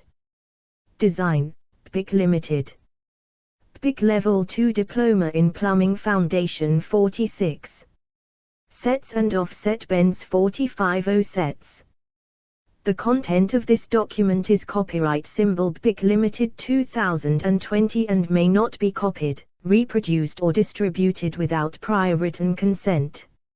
Author, BIC Limited. Editor, BIC Limited. Design, BIC Limited. BIC Level 2 Diploma in Plumbing Foundation 47. Sets and offset bends offsets. The content of this document is copyright symbol BIC Limited 2020 and may not be copied, reproduced or distributed without prior written consent. Author, BIC Limited. Editor, BIC Limited. Design, BIC Limited. BIC Level 2 Diploma in Plumbing Foundation 48. Passover bends. The content of this document is copyright symbol BIC Limited 2020 and may not be copied, reproduced or distributed without prior written consent. Author, BIC Limited. Editor, BIC Limited. Design, BIC Limited. BIC Level 2 Diploma in Plumbing Foundation 49. Partial Passover bends. The content of this document is copyright symbol BIC Limited 2020 and may not be copied, reproduced or distributed without prior written consent. Author, BIC Limited. Editor, BIC Limited. Design, BIC Limited. BIC Level 2 Diploma in Plumbing Foundation 50. Bends in two planes. The content of this document is copyright symbol BIC Limited 2020 and may not be copied, reproduced or distributed without prior written consent. Author, BIC Limited. Editor, BIC Limited. Design, BIC Limited. BIC Level 2 Diploma in Plumbing Foundation 51. Rippling or throating of tube in machine-made bends. Bending machines are designed to produce a bend with a diameter of 4x the diameter of the tube. So, for instance, a 90 bend on 15 mm tube will have a center radius of 60 mm. The bending former on the machine supports the tube through the bending process at its throat and sides, whilst the bending guide supports the top of the tube. When bending takes place, two actions occur simultaneously. 1. The outside of the bend is subjected to stretching. 2. The inside of the bend, called the throat, is subjected to crushing. The bend is dependent on the bending guide being placed in the correct position and the correct pressure being applied from the bending roller, through the bending guide to the tube. If this pressure is incorrect, or the guide is positioned incorrectly, then, again, two outcomes could be possible. 3. Too much pressure will result in the tube throating excessively. In other words, the bend will show signs of crushing, deformation on its throat. 4. Not enough pressure will result in the tube rippling along its throat. Look at the drawing left. The top drawing shows that the bending roller on the bending machine has not been tightened sufficiently. Both the roller and the guide are too far forward. This will result in the tube rippling on its throat. The slack roller is indicated in the bottom drawing. When the bending arm is placed in the correct upright position, a gap appears between the roller and the guide, indicating that the roller isn't tight enough. For the bend to be performed correctly in this instance, the roller must be tightened. The rollers on tripod and bench bending machines can be adjusted successfully with scissor benders. Figure 4, Bend Radius. Figure 5, How to avoid rippling and throating.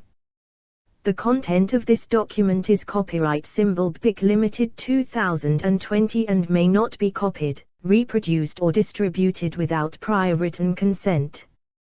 Author, BIC Limited. Editor, BIC Limited. Design, BIC Limited. BIC Level 2 Diploma in Plumbing Foundation 52. However, the rippling effect occurs over time as the machine is used. This is because the bending former is made from aluminium, which, being a soft, light metal, stretches with use. Because the roller is fixed, it cannot be readjusted and so rippling occurs. As a temporary measure, a thin strip of metal the thickness of a hacksaw blade can be placed on the top of the bending guide to close the gap between the roller and the guide. Usually, though, it's an indication that the bender has come to the end of its useful life. Using a bending spring. Bending springs are used to support the wall of the pipe during the bending process. Springs are available to suit copper tube grades R220 and R250, so it's important that the correct size of spring is used, as these two grades of copper have different wall thicknesses.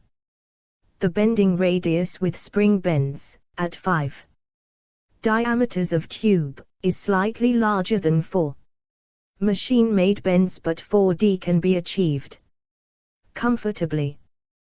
The big advantage with spring bending is that the radius of the bend can be varied, as it is not fixed by a bending former. This allows center-to-center measurements to be continued around bends. See the drawing left. Setting out 90 spring bends. On R250 grade copper tube, spring bends should be limited to 15 mm and 22 mm, as bending over this size is not only difficult but can also damage the knee. The point to remember is that the tube will appear to gain length when it is bent. If wastage of tube is to be avoided, then we must calculate the actual length of the bend. 1. Decide on bend radius. Yorkshire Copper Tube recommend 5D. Any radius can be determined by drawing a template first.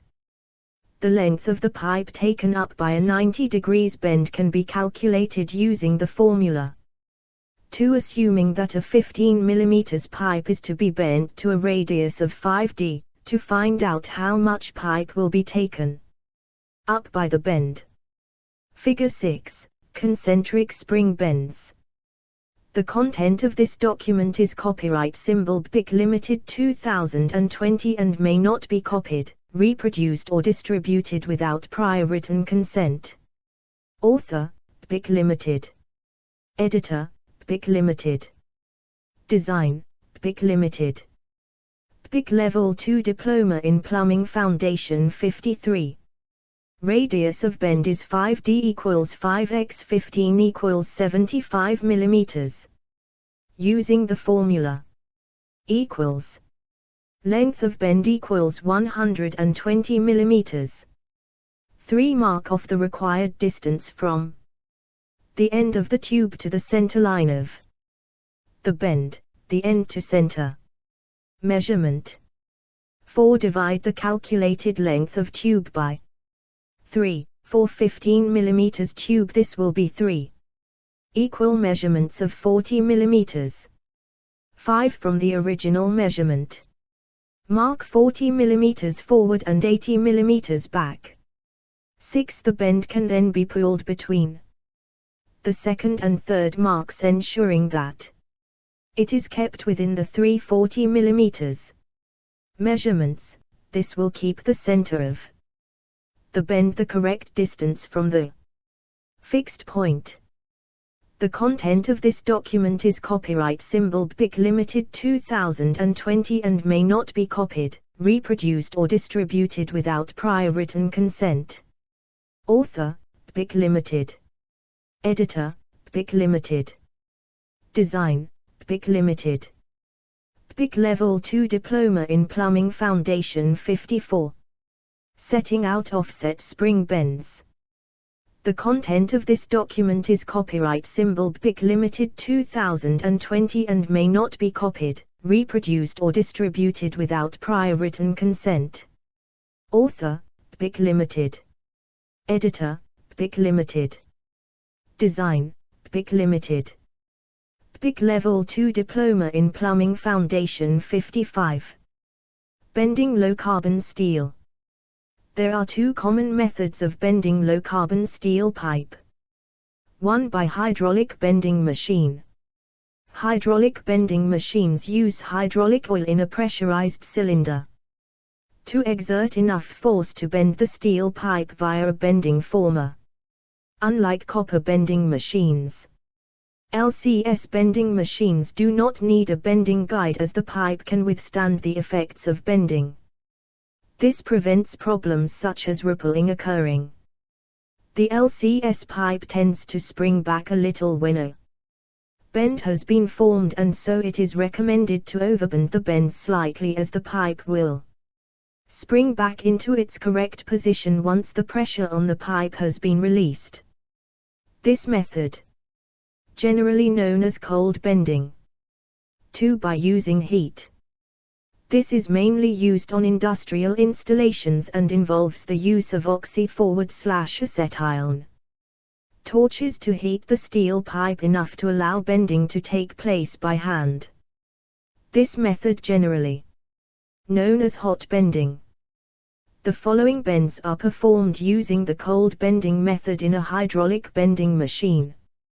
Bending a 90° bend using a hydraulic bending machine. 1. Measure the distance required and mark a line on the pipe to the center line of the required bend. 2. From this mark, measure back towards the pipe end or fixed point 1 diameter of the internal bore of the pipe to point A. The content of this document is copyright symbol BIC Limited 2020 and may not be copied, reproduced or distributed without prior written consent. Author, BIC Limited. Editor, BIC Limited. Design, BIC Limited. BIC Level 2 Diploma in Plumbing Foundation 56. 3. Place pointer at the center of the bending former on the bending machine. The center point will be marked on the bending former. 4. Pump the handle of the bending machine until an angle of 90° plus 50. This allows for the pipe springing back, has been achieved. Always stand to the side of the machine.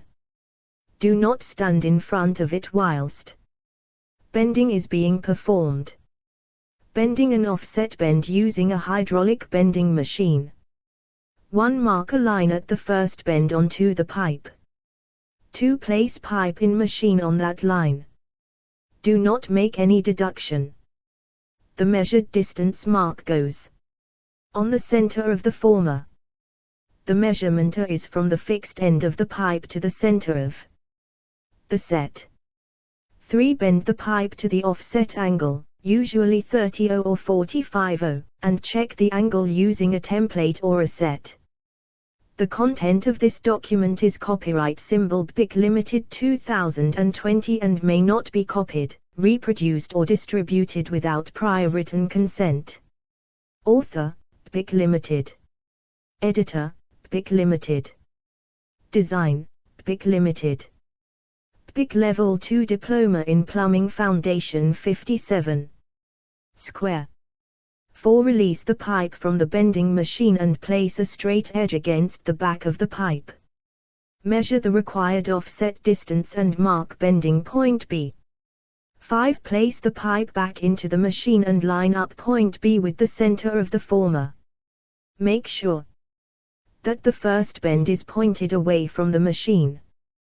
Bend the second bend and check with the template or set square. Bending a passover bend using a hydraulic bending machine.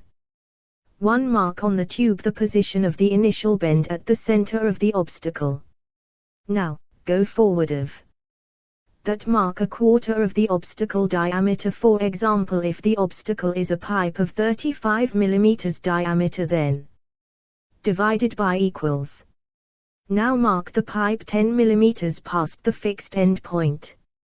This is where the initial pipe bend will be made.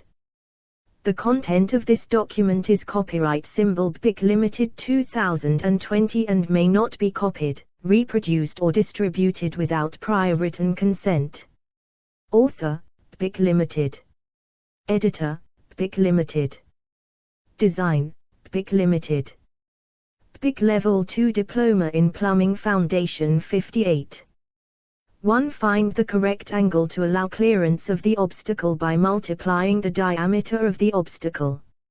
If it's a pipe, by 3 and then deducting this distance from a 600 mm rule and opening a 600 mm folding rule at this distance. For example, if the obstacle is a pipe of 35 mm diameter, then equals.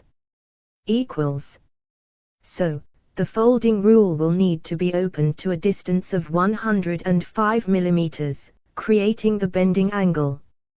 2. Place the pipe in the machine, ensuring that the bend mark, not the fixed end point, is in the center of the former. Bend the pipe, taking care not to overbend. 3. Making sure that the bend clears the obstacle, place a straight edge over the bend and mark both sides. Now, complete a cross on the marks that correspond to the center line of the pipe. These are the bending marks for the completing return bends. 4. Position the pipe in the machine so that the cross falls in the center of the former.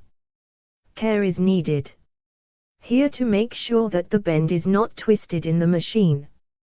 Bend the return bend, taking care to check for pipe twisting and the correct return angle.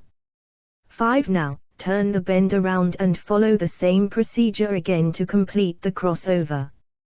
Bending plastic pressure pipe, polybutylene and cross-linked polyethylene.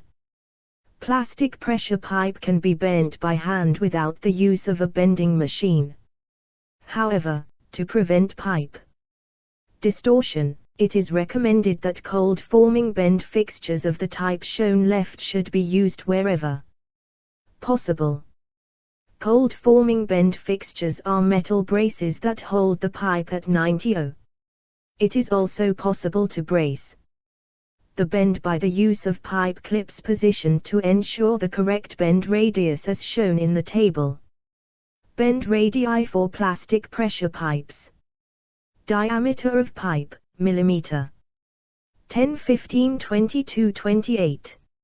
Radius dimensional, millimeter 80 *, 120 * 160 * 224 *. Can vary depending on the manufacturer of the pipe. Cold forming bend fixture. The content of this document is copyright symbol BIC Limited 2020 and may not be copied, reproduced or distributed without prior written consent. Author, BIC Limited. Editor, BIC Limited. Design, BIC Limited.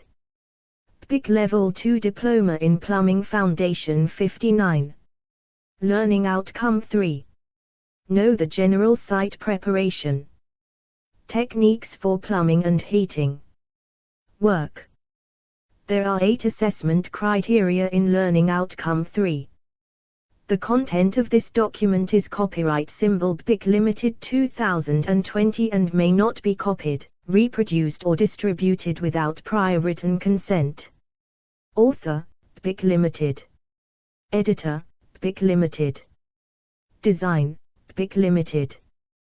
BIC Level 2 Diploma in Plumbing Foundation 60.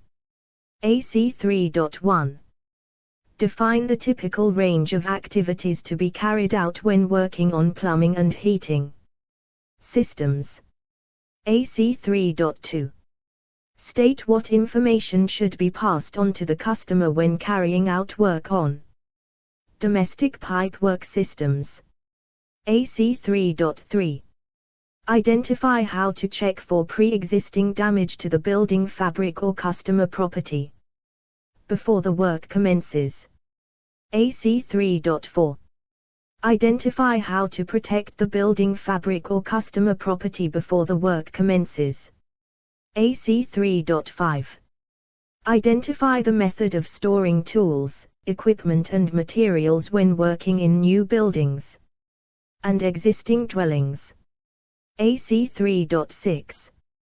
Identify the range of hand and power tools required to complete work on domestic pipe work systems. AC 3.7. State the checks to be carried out on tools and equipment to ensure that they work correctly and are correctly calibrated. AC 3.8. State the work methods for preparing building construction features for installation work.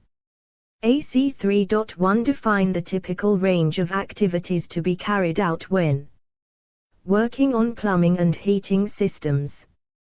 Plumbing systems require designing, planning, installation and commissioning. A. Designing and selecting materials and equipment. This involves calculation of flow rates, heat losses from the building fabric, capacities of cisterns and pipe sizes. It also includes planning the installation with regard to the positioning and selection of components and appliances. B. Preparing work sites. The preparatory work we perform before we can begin the installation is as important as the installation itself. More often than not, good prep work ensures that the installation is trouble-free. Preparatory work includes removing furniture, lifting carpets and floorboards, removal of old equipment and pipe work, and protecting the customer's property. As with all good installations, consulting the right documents is an important aspect of the job. Statutory regulations. These are vital because they state clearly what we can and cannot do. All regulations are enforceable in a court of law. The water supply, water fittings, regulations important in the installation of bathrooms, kitchens, wet rooms, shower rooms, utility rooms, underground water services, water metering and backflow protection. The gas, installation and use, regulations should be consulted when preparing to install wet central heating, boiler replacements, gas fires, gas cookers and all domestic gas pipe work. The building regulations important when structural alterations become part of the installation, such as conversions of garages into flats and bedsits, loft conversions, etc. The content of this document is copyright symbol BIC Limited 2020 and may not be copied, reproduced or distributed without prior written consent. Author, BIC Limited. Editor, BIC Limited. Design, BIC Limited. BIC Level 2 Diploma in Plumbing Foundation 61. The IET regulations where any plumber's work involves the planning, installation or alteration of electrical work. These should be consulted to ensure compliance with the law and the safety of the customer. Industry standards. The British standards take the form of recommendations by ensuring that the installation meets the requirements of the British standards. The installation will meet the strict requirements of the regulations. Manufacturer technical instructions. No one knows the equipment better than the people that designed and built it. Again, by following manufacturer's preparation and installation requirements, the installation will not only meet the regulations, but will also ensure that the manufacturer's guarantee is valid and in force. Building plans. These show the intended position of the equipment and appliances. Some building layouts also show the position of any existing services and pipe work, etc. Specifications. These not only state what equipment is being installed, but often the make of the equipment and, often, the British standard also. A specification should not be altered without the permission of the customer or the architect. See installing systems and components. This should be conducted with care and professionalism. Always follow the manufacturer's instructions when installing equipment and appliances, and always consult the British standards and regulations when necessary. D. Maintaining and dealing with faults on systems and components. Once the system has been installed, maintenance is the key to keeping it in good working order. Maintaining systems prolongs The system's life encourages early diagnosis of potential problems and prevents breakdowns. If a component should fail, always use the manufacturer's instructions for a proper diagnosis of the fault. Decommissioning systems and components temporary and permanent. This is where a system is either permanently or temporarily taken out of service. Soundness testing systems and components. Once the installation is complete, soundness testing will determine if there are any leaks on the system. Different pipework materials have different testing regimes, and the regulations and British standards, as well as the manufacturer's instructions, should be consulted before testing begins. Commissioning systems and components. When the system has been installed and tested, then commissioning can begin. Commissioning is where the components and appliances are set up for everyday use. It is also where we find if our design calculations are correct. Flow rates, temperatures, and component operation must all be checked to ensure that they meet the specification, design and customer satisfaction. The content of this document is copyright symbol BIC Limited 2020 and may not be copied, reproduced or distributed without prior written consent. Author, BIC Limited. Editor, BIC Limited. Design, BIC Limited.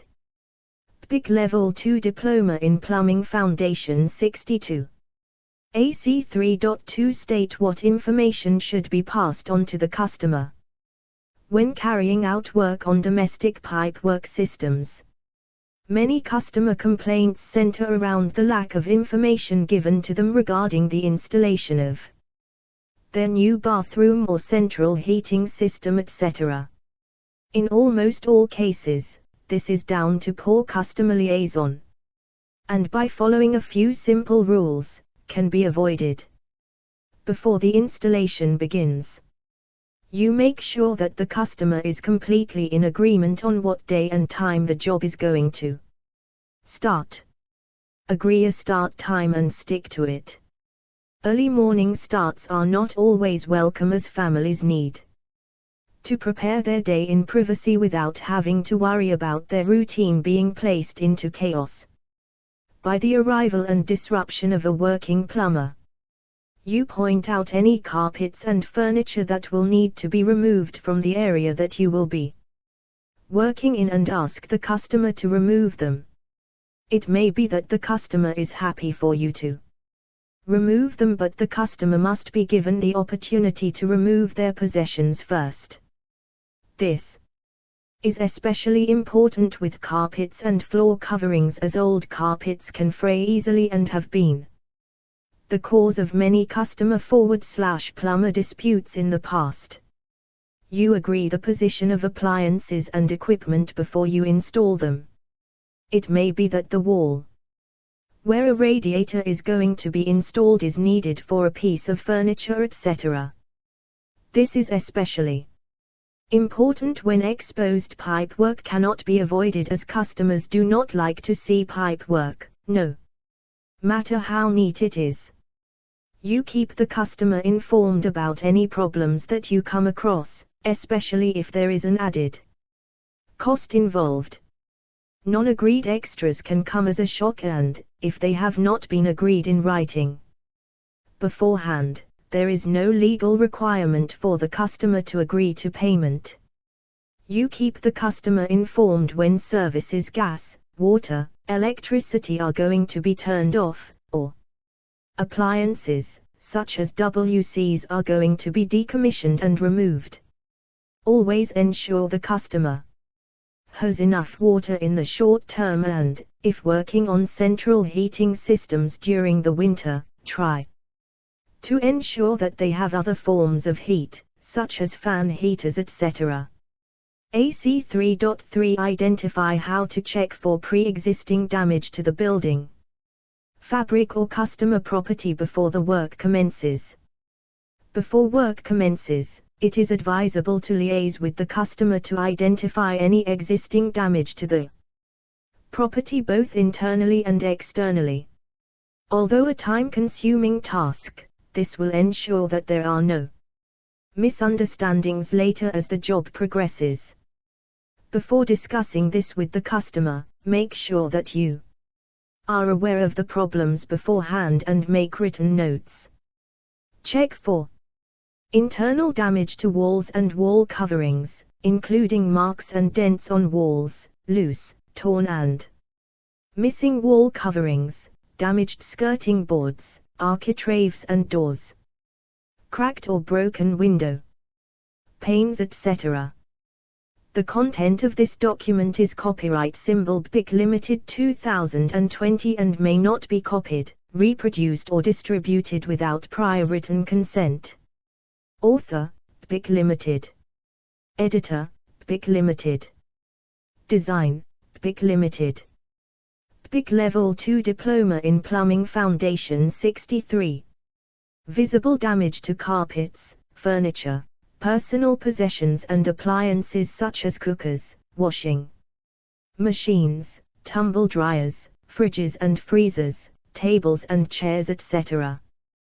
Damaged visible wiring and existing plumbing. External wall damage to brickwork, rendering, guttering, rainwater pipe work, fascia boards and soffits. Damage to any vehicles, cars, motorbikes, etc. This is especially important if some of the work is to be done externally. Also point out loose and creaky floorboards, badly fitting internal doors, etc. Existing holes in brickwork both internally and externally. Missing roof and ridge tiles, if working outside. This may seem a little excessive, but often the customer is unaware of these issues, and when they are suddenly discovered, it is all too easy to put the blame on the last person to work on / in the property. Remember, it is easy to ask the customer to move or remove something that may be in danger of being damaged because of the work activity. For example, car paintwork can be damaged by brick dust and debris as a result of installing a boiler flue or new soil stack. These situations need to be avoided as claims on company public liability insurance can be costly when the premium has to be paid after such a claim. AC 3.4 Identify how to protect the building fabric or customer property before the work commences. Use of dust sheets. Ensure that you cover with suitably clean dust sheets all furniture, fixtures, fittings and carpets that cannot be removed in the areas where you are working, including halls, stairs and landings, etc. Protection from flame damage. When using soldering equipment, always ensure that you protect the customer's property and decoration by the use of a heat mat or flame-retarding gel. Never point the nozzle of the blowtorch directly at walls or skirting boards, as this creates a lot of heat / fire damage. Use of walking boards, lawns / flower beds.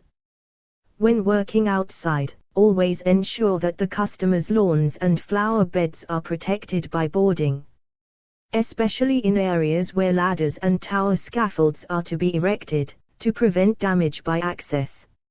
Equipment and tools. Application of packaging to protect components during partially completed works. Where equipment has only been partially installed, it is a good idea to use the packaging that the equipment. The content of this document is copyright symbol BIC Limited 2020 and may not be copied, reproduced or distributed without prior written consent. Author, BIC Limited. Editor, BIC Limited. Design, BIC Limited. BIC Level 2 Diploma in Plumbing Foundation 64. Came in to protect it during the installation process. This is especially critical with bathroom and kitchen equipment that can become easily damaged during installation. Circumstances in which furniture, breakable items and carpets need to be removed from the work area. Any carpets that have to be removed should be rolled up and stored in a safe place. Removed furniture should be placed in a room where there is no work activity and they should be suitably covered over. Liaising with the customer is a good idea when this is being done so that removed furniture and carpets are not placed in areas where they will cause a nuisance or inconvenience. Circumstances in which damage to vehicles may occur. When working outside, always ask the customer to move their vehicles to prevent falling masonry, tools and materials from damaging them. AC 3.5 Identify the method of storing tools, equipment and materials. When working in new buildings and existing dwellings, the storage of tools and materials is an important part of planning any installation. Tools left on site or in a customer's care overnight are often not insured unless it can be proven that they were securely locked away. Plumbers often have £1,000s worth of tools that are expensive to replace if they are stolen. More often than not, stolen tools are never recovered and the cost of replacement can be a shock to the bank account, which is often doubled if the insurance company refuses to pay for the replacements. By following some simple rules, these disrupting occurrences can be prevented. 1. Lock all tools and materials in a secure lockup or site cabin when they are not being used. 2. Return all unused materials to the stores and make sure they are signed back in. 3. Ensure that fragile materials, such as WCs, wash basins etc. are kept in a safe area of the stores and ensure they are not stacked too high. They can also be covered for extra protection. 4. Ensure tools are kept away from materials. It is usual to keep tools to the front of the stores to prevent damage to fragile items. 5. If working for a private customer, agree a place where the materials can be stored and ensure they do not disrupt the normal family activities. 6. Keep all delivery advice notes in a file so that a check can be made on the stock held against stock used. 7. Protect partially installed appliances such as wash basins, WCs and baths, from damage.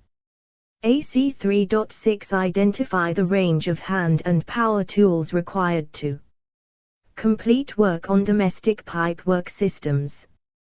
A full range of hand tools and power tools that a plumber may use was identified in Law 1, AC 1.1 of this unit. The content of this document is copyright symbol BIC Limited 2020 and may not be copied, reproduced or distributed without prior written consent.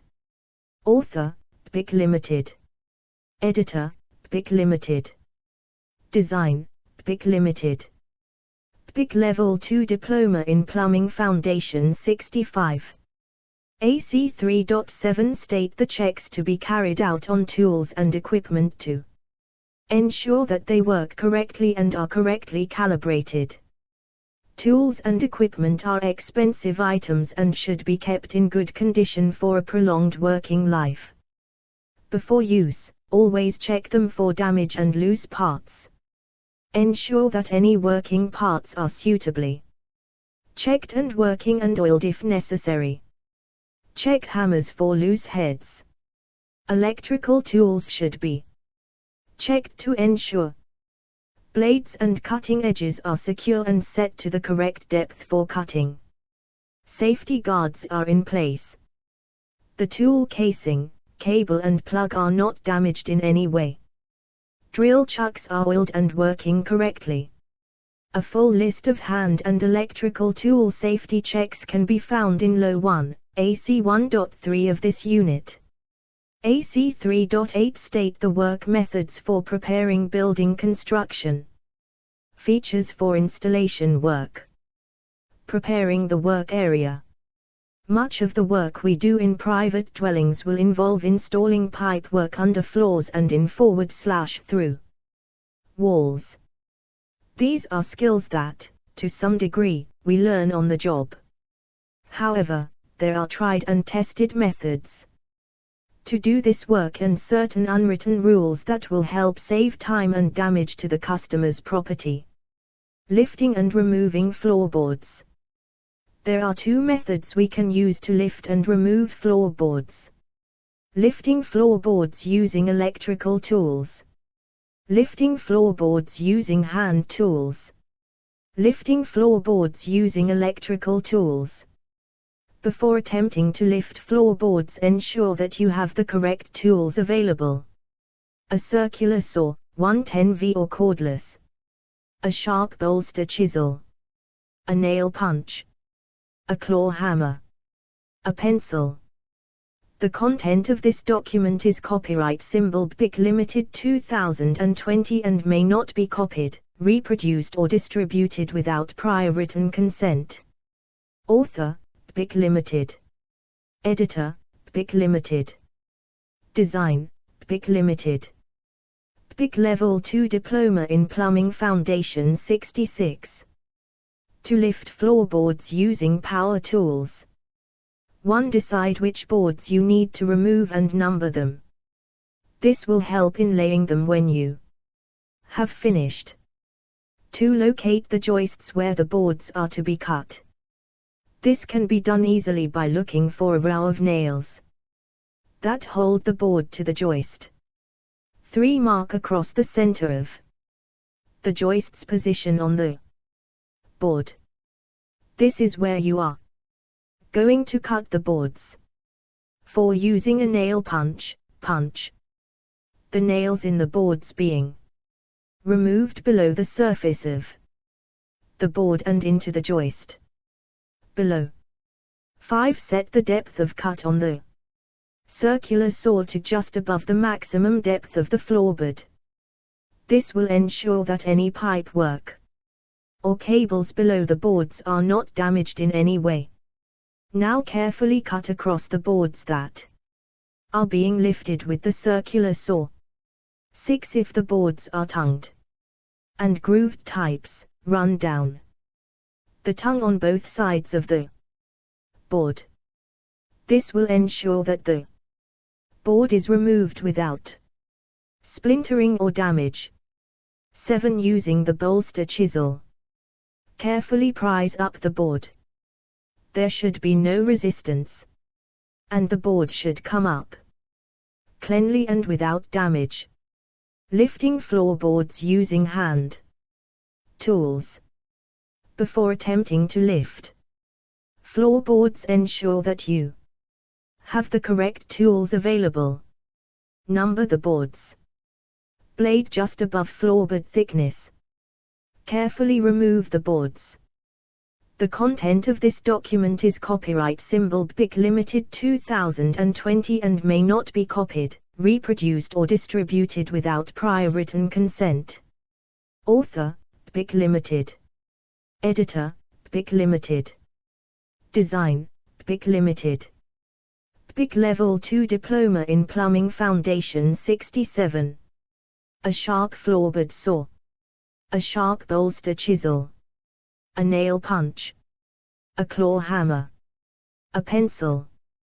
To lift floorboards using hand tools. 1. Follow points 1 to 4 of the previous method. 2. Carefully cut through the tongue of the floorboard with the floorboard saw.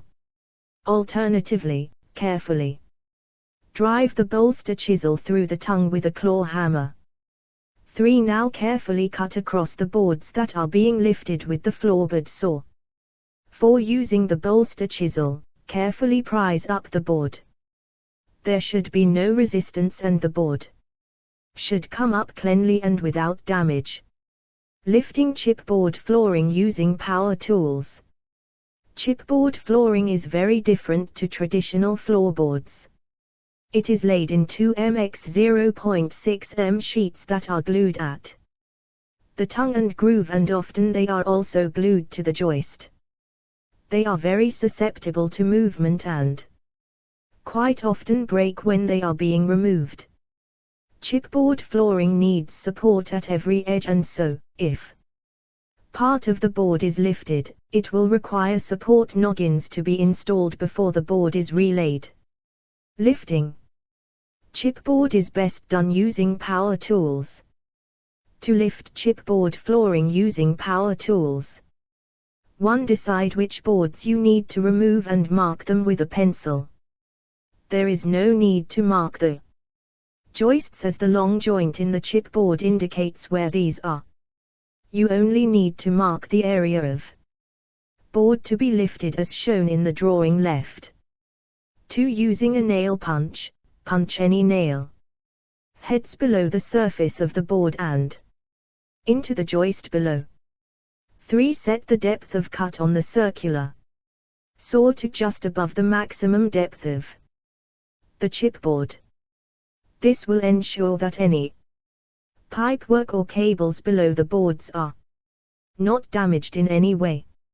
Now carefully cut across the marks on the boards that are being lifted with the circular saw. Mark the boards. The content of this document is copyright symbol BIC Limited 2020 and may not be copied, reproduced or distributed without prior written consent. Author, BIC Limited. Editor, BIC Limited. Design, BIC Limited. BIC Level 2 Diploma in Plumbing Foundation 68. 4. Using the bolster chisel, carefully prise up the board.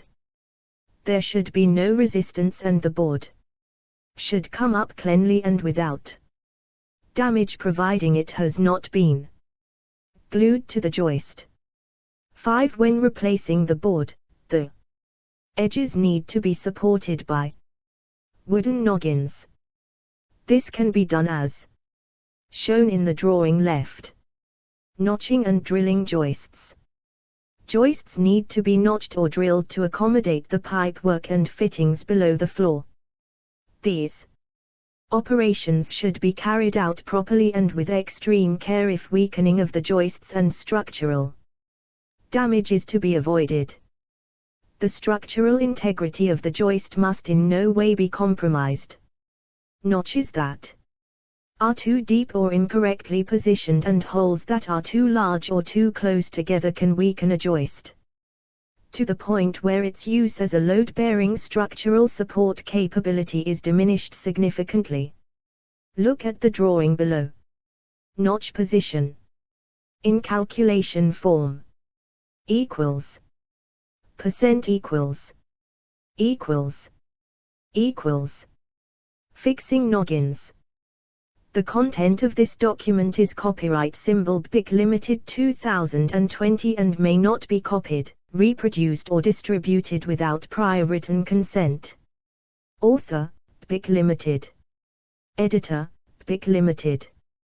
Design, BIC Limited. BIC Level 2 Diploma in Plumbing Foundation 69.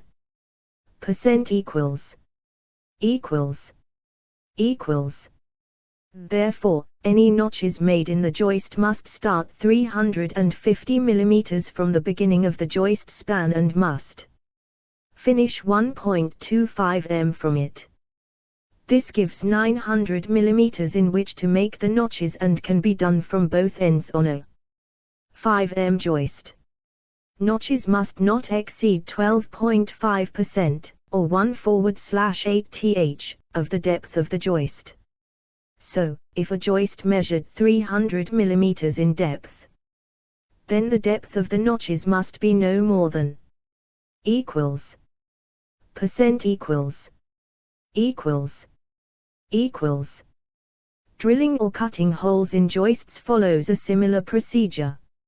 Holes must only be drilled within an area that begins at a distance equal to 25% of the span measured from the end of the joist and ends at a point equal to 40% of the span.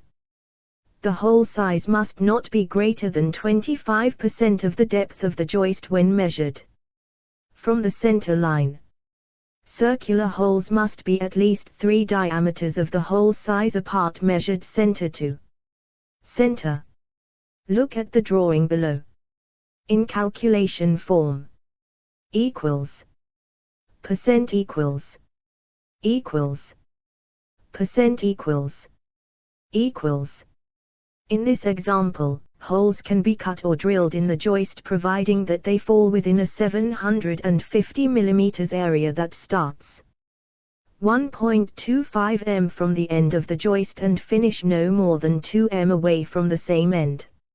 Again, this can be done at both ends, so 2 sets of holes can be drilled if required. To calculate the hole size.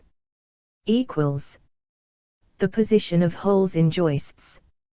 The content of this document is copyright symbol BIC Limited 2020 and may not be copied, reproduced or distributed without prior written consent. Author, BIC Limited. Editor, BIC Limited. Design, BIC Limited.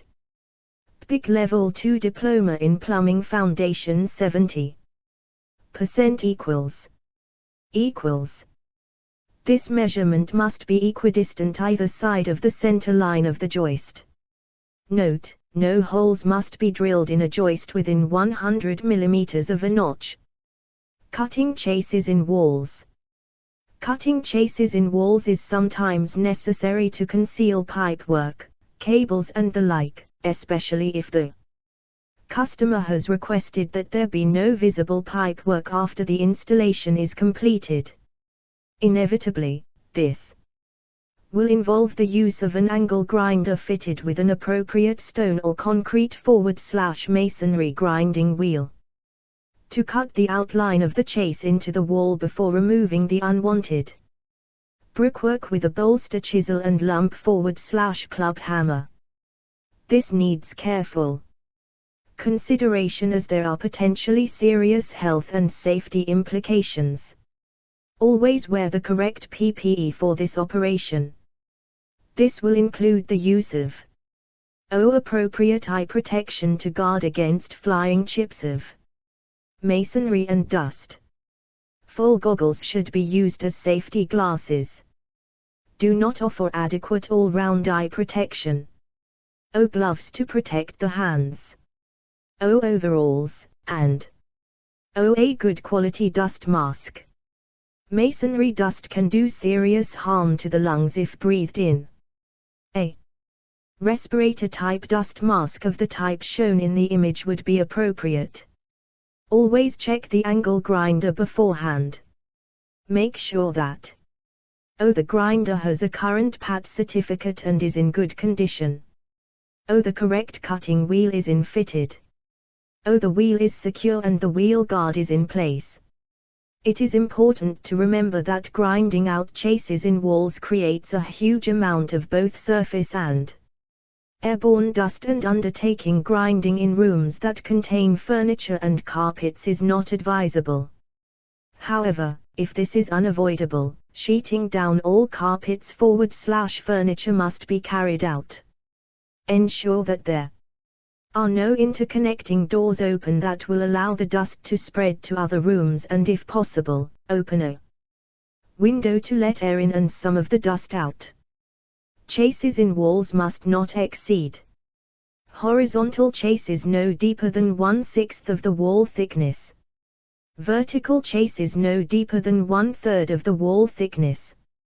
A note about hot and cold water pipes. The water supply, water fittings, Regulations 1999 state that no respirator dust mask. The content of this document is copyright symbol BIC Limited 2020 and may not be copied, reproduced or distributed without prior written consent. Author, BIC Limited. Editor, BIC Limited. Design, BIC Limited. BIC Level 2 Diploma in Plumbing Foundation 71. Pipes shall be buried in any wall, floor or ceiling unless the pipework is accessible. Obviously, if a pipe is going to be buried in a wall, then the question of access becomes of paramount importance. If in doubt, advice should be sought from the Water Regulations Advisory Service, RAS. Making good the building fabric. During any installation, there will be times when the building fabric will need to be altered, whether it's a simple task, such as drilling holes, or breaking out brickwork to fit a boiler flue. Whatever the reason, making good after the installation is an important aspect of our work, and unless it's stipulated otherwise in the contract of work, any holes, chases or plaster patching will need to be completed by you, the plumber.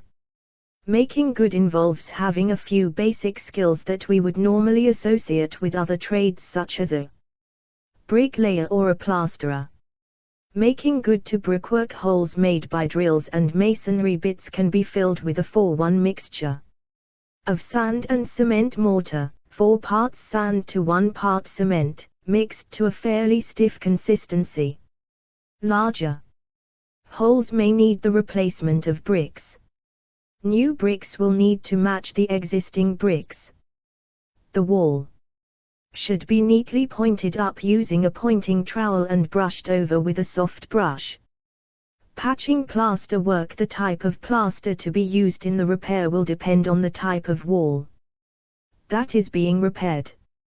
Plasterboard walls require a board finish type plaster, whilst masonry walls will require a good multi-finish plaster.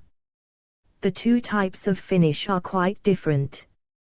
Board finish is harder to skim to a smooth finish because it dries quickly. The art to plastering is have a clean, smooth trowel and plenty of water for the smoothing or skimming process. Finally, after making good wall surfaces, ensure that all waste materials are cleared away and the area cleaned thoroughly. The content of this document is copyright symbol BIC Limited 2020 and may not be copied, reproduced or distributed without prior written consent. Author, BIC Limited. Editor, BIC Limited. Design, BIC Limited. Buy now via bic.org.uk/shop. Ebooks from just £6.99. The content of this document is copyright symbol BIC Limited 2020 and may not be copied, reproduced or distributed without prior written consent. Author, BIC Limited. Editor, BIC Limited. Design, BIC Limited. BIC Level 2 Diploma in Plumbing Foundation 73. Learning Outcome 5. Know how to use clips and brackets to support domestic plumbing and heating. Pipework and components. The content of this document is copyright symbol BIC Limited 2020 and may not be copied, reproduced or distributed without prior written consent. Author, BIC Limited. Editor, BIC Limited. Design, BIC Limited. BIC Level 2 Diploma in Plumbing Foundation 74. There are 4 assessment criteria in Learning Outcome 5. AC 5.1. State how to measure and mark out 4 fixings to pipework and plumbing and heating. Components. AC 5.2. Identify the range of general fixing devices. AC 5.3. Identify the range of specialist fixing devices. AC 5.4. Identify clip and bracket types for domestic plumbing and heating work. AC 5.1 State how to measure and mark out 4 fixings to pipework and plumbing and heating components. Each different pipework material has different requirements for fixing and clipping. The distances between clips and brackets often reflect the type of pipework material that is being installed. For example, when installing clips for low-carbon steel, the distances between the clips will be greater than for those for, say, polybutylene pressure pipe. This is simply because the steel is much stronger and less likely to be damaged or sag between the pipe clips than the polybutylene. In AC4.1, we will investigate each of the different pipework materials and their clipping distances in line with the British standards and manufacturers' data. Clipping distances for copper tubes. Below is a table showing the clipping distances of the common sizes of copper tubes. It will be seen that the vertical and horizontal clipping distances are quite different. The distance between vertical clips is greater than for horizontal clips. This is because when fixed horizontally, pipework is more likely to sag than if the pipework was fixed vertically. For this reason, horizontal clipping distances are reduced to take into account the semi-rigid nature of copper tubes. The correct clipping of copper tubes is essential as clipping prevents noise, vibration, excessive movement and water hammer. Fittings failure is also less likely to occur if the pipework is protected from excessive movement. Clipping also helps to guard against accidental and intentional pipework damage. Copper tube is easily jointed and bent and can produce installations that not only look good but are economical both in terms of copper tube usage and installation costs. Careful planning of pipework routes. Tube size. Horizontal distance between the clips. Vertical distance between the clips. 10 mm 0.8 m 1.2 m. 15 mm 1.2 m 1.8 m. 22 mm 1.8 m 2.4 m. 28 mm 1.8 m 2.4 m. 35 mm 2.4 m 3.0 m. 42 mm 2.4 m 3.0 m. 54 mm 2.7 m 3.0 m. The content of this document is copyright symbol BPIC Limited 2020 and may not be copied, reproduced or distributed without prior written consent. Author, BPIC Limited. Editor, BPIC Limited. Design, BPIC Limited. BPIC Level 2 Diploma in Plumbing Foundation 75. Use of prefabrication techniques and installation techniques that are sympathetic to the building in terms of visible, well-clipped pipework ensure that the installation performs to the design criteria.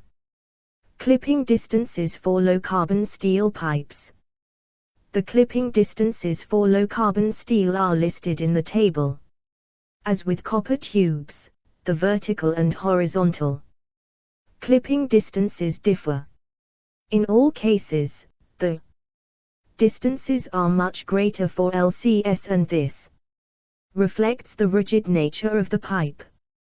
The clips and brackets used need to be robust as they will need to carry the weight of the pipe.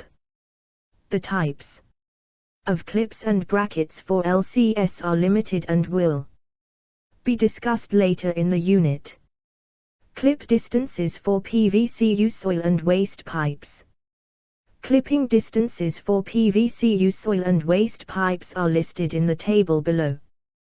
When we install plastic pipe work, the use of the manufacturer's recommended clipping distances becomes a necessity, especially in multi-story buildings where care must be taken to ensure the provision of expansion and thermal movement. Plastic is light and easily broken if mistreated and, if installed in direct sunlight, will sag as the pipe becomes warm. PVCU pipes cannot be bent in any way because of its brittleness. The manufacturers place great importance on the clipping of PVCU pipes to ensure that the system remains efficient and reliable. Once installed, clip distances for polypropylene push-fit waste pipes. Clipping distances for polypropylene push-fit waste pipes are listed in the table below. Pipe size horizontal vertical 1/2 1.8 m 2.4 m 3/4 2.4 m 3 m 1 2.4 m 3 m 1 1/4 2.7 m 3 m 1 1/2 3 m 3.6 m 2 3 m 3.6 m. Clipping distances for PVCU pipes. Maximum support distance, maximum distance. Vertical, horizontal. Between. Expansion joints. Pipe size, soil. 82 mm 2 m 0.9 m 4 m. 110 mm 2 m 1 m 4 m. 160 mm 2 m 1 m 4 m. Pipe size waste. 32 mm 1.2 m 0.5 m 2 m.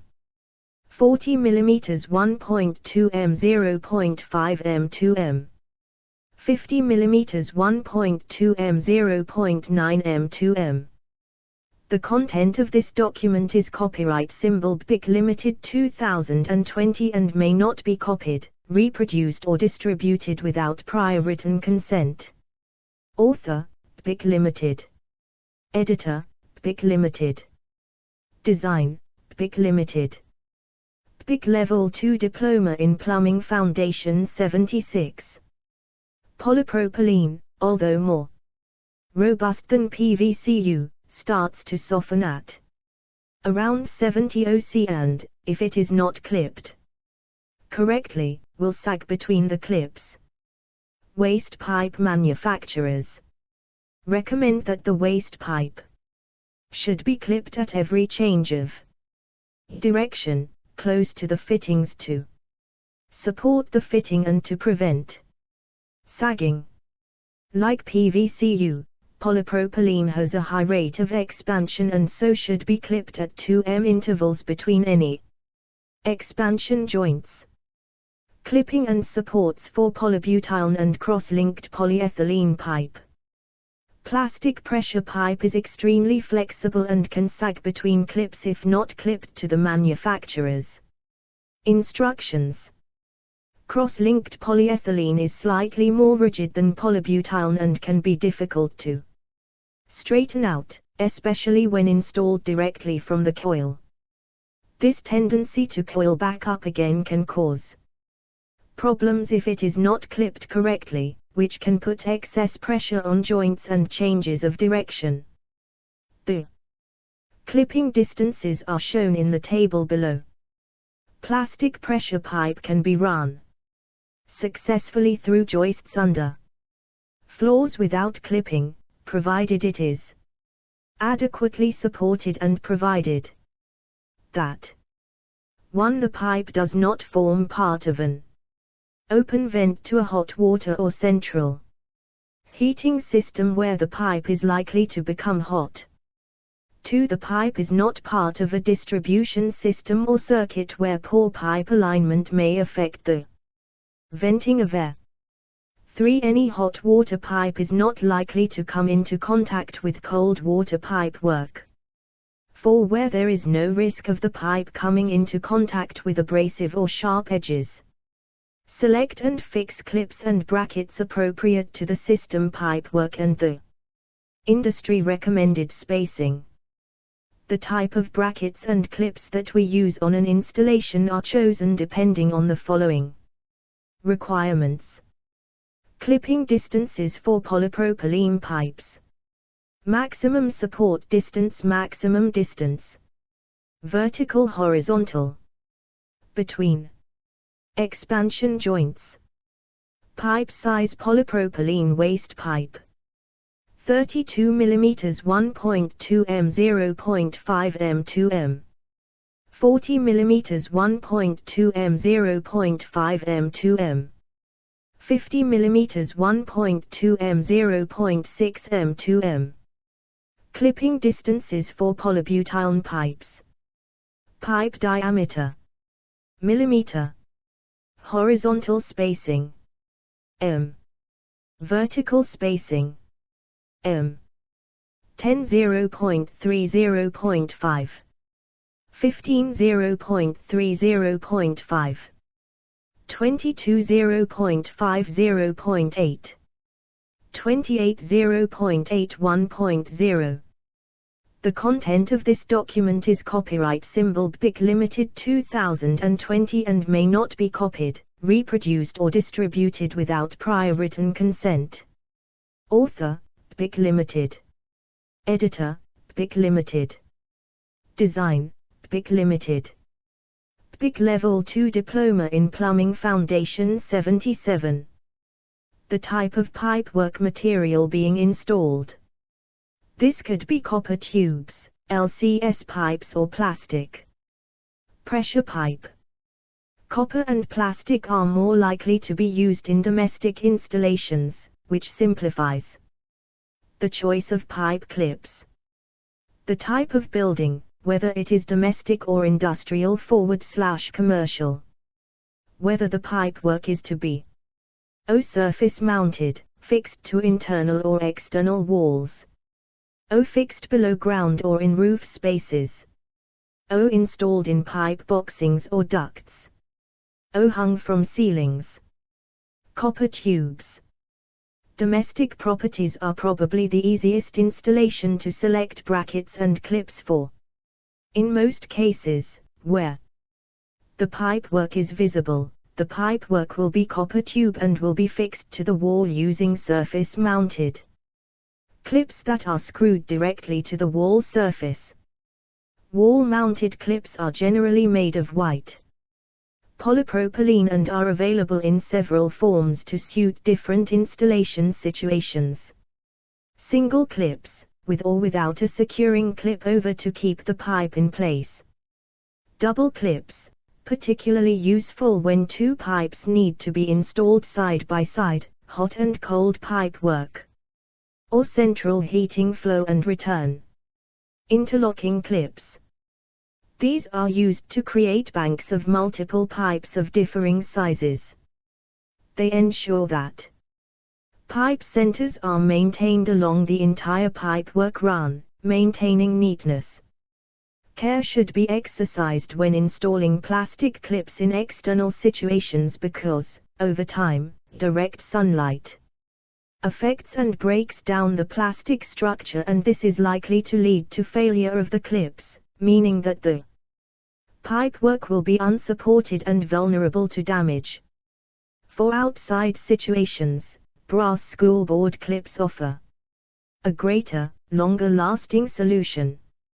In all cases, the clip centers and distances should be maintained as specified in Section 4.1. Bends, elbows, and changes of direction should be supported as near to the bend as practicable. Clipping copper tubes in commercial / industrial installations. In most cases, plastic clips do not offer the strength required for pipework installed in commercial and industrial buildings. In these situations, the pipework is often subjected to severe knocks and strains. More robust options are available in all situations. Pipework fixed to walls both internally and externally can be completed using one of two options. O brass school board clips, either strip brass or cast brass type, offer a good, sturdy method of wall mounting copper pipework. O brass Munson rings and back plates, although slightly more expensive, offer the best protection for copper pipework when fixed to walls. Pipework that is to be installed at high level can be completed using. The content of this document is copyright symbol BIC Limited 2020 and may not be copied, reproduced or distributed without prior written consent. Author, BIC Limited. Editor, BIC Limited. Design, BIC Limited. BIC Level 2 Diploma in Plumbing Foundation 78. O Munson rings used with either 10 mm tapped rod and back plates or direct fixing anchor bolts. Or A unistrut type channel, where multiple runs can be installed without the need for many sealing fixings. Plastic pressure pipe. Where plastic pressure pipe is to be installed, strict control of the clip distances mentioned for plastic pressure pipe in section 4.1 should be maintained if damage to the pipe work is to be avoided. Because of the soft, flexible nature of plastic pipe, sagging is likely, which puts greater pressure on joints and fixings. Plastic pipe has the advantage that it can be cabled through joists in continuous, unbroken lengths, making installation easier. However, plastic pipe also expands much more than copper, exacerbating the problem of sagging. In general, it's accepted practice that, if plastic pipe is installed, any visible pipe work will be converted to copper for aesthetic reasons. Low-carbon steel. The big advantage with LCS is that it is very rigid. However, it is also very heavy, so any type of bracket or clip needs to be robust enough to carry the weight of the pipe work. Brackets for LCS are very limited to just 3 different types. Malleable iron spool board clips. Munson rings with either back plates or direct anchoring, or Munson rings in conjunction with unistrut. In the majority of industrial installations, the pipework is hung at high level. Modern unistrut systems are ideal for this because many runs of pipework can be installed with the minimum of anchorages. This also allows pipework of different materials, and even electrical supplies, to be run almost side by side, saving space and installation time. Double Munson rings add another advantage, allowing pipes to be placed one above the other, thus making better use of the space available. Again, the pipework spacings mentioned in section 4.1 for LCS pipe should be adhered to. Drawings by author using unistrut. The content of this document is copyright symbol BIC Limited 2020 and may not be copied, reproduced or distributed without prior written consent. Author, BIC Limited. Editor, BIC Limited. Design, BIC Limited. BIC Level 2 Diploma in Plumbing Foundation 79. AC 5.2 Identify the range of general fixing devices. Fixing devices can be classified into 5 groups. Nails, both masonry and timber. Screws. Heavy-duty fixings. Lightweight and plasterboard fixing. Chemical fixings. Nails, both masonry and timber. Masonry nails, used for making fixings to masonry surfaces. Manufactured from hardened zinc. Floor brads used to fasten floorboards in older properties. These are 50 mm long. Galvanized clout nails for fixing slates and roof tiles. Round bright wire nails used generally for carcass joinery work where appearance is not important. Oval bright wire nails suitable for joinery work where appearance is important. The head is lost when driven into the timber with a nail punch. The table above shows just some of the many hundreds of different nail types that are available. It is not necessary to know all nail types, but the ones shown here are the ones that you are more likely to come across. Nails are described by the size of the head and by their length. So, a 40 mm long galvanized clout nail with a 2.65 mm head may be described as a 40 x 2.65 clout nail. All nails are sold by their weight in kilograms, kilogram. Screws. Slotted head countersunk screw. Not often used. Mainly joinery applications. The head sinks flush or a little below the wood surface. The content of this document is copyright symbol BIC Limited 2020 and may not be copied, reproduced or distributed without prior written consent. Author, BIC Limited. Editor, BIC Limited. Design, BIC Limited. BIC Level 2 Diploma in Plumbing Foundation 80. Crosshead /Pazzi drive screw, countersunk. Used for general work but unlike the countersunk screw, it needs a Pazzi drive head screwdriver, which does not slip out of the screw head. A general purpose screw. Round head screw. Used for fixing copper saddle clips. Spider /star head screw. Designed to give a much more positive drive into the fixing without the risk of slipping. Mirror screw. Used for fixing mirrors and bathroom fittings such as bath panels. The chromed cap screws into the screw head to hide the screw. Chipboard screw. Used for securing chipboard and medium density fiberboard, MDF. Various types of heads are available. Screws can be made from a variety of metals including steel, stainless steel and brass. A range of head types is also available. They are often coated with a protective coating to prevent corrosion. Screws are specified by the length of the screw in millimeter and the gauge. Below is a screw chart showing the standard gauges and lengths.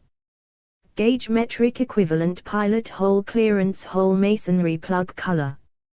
3 2.5 mm 1.0 mm 3.0 mm yellow.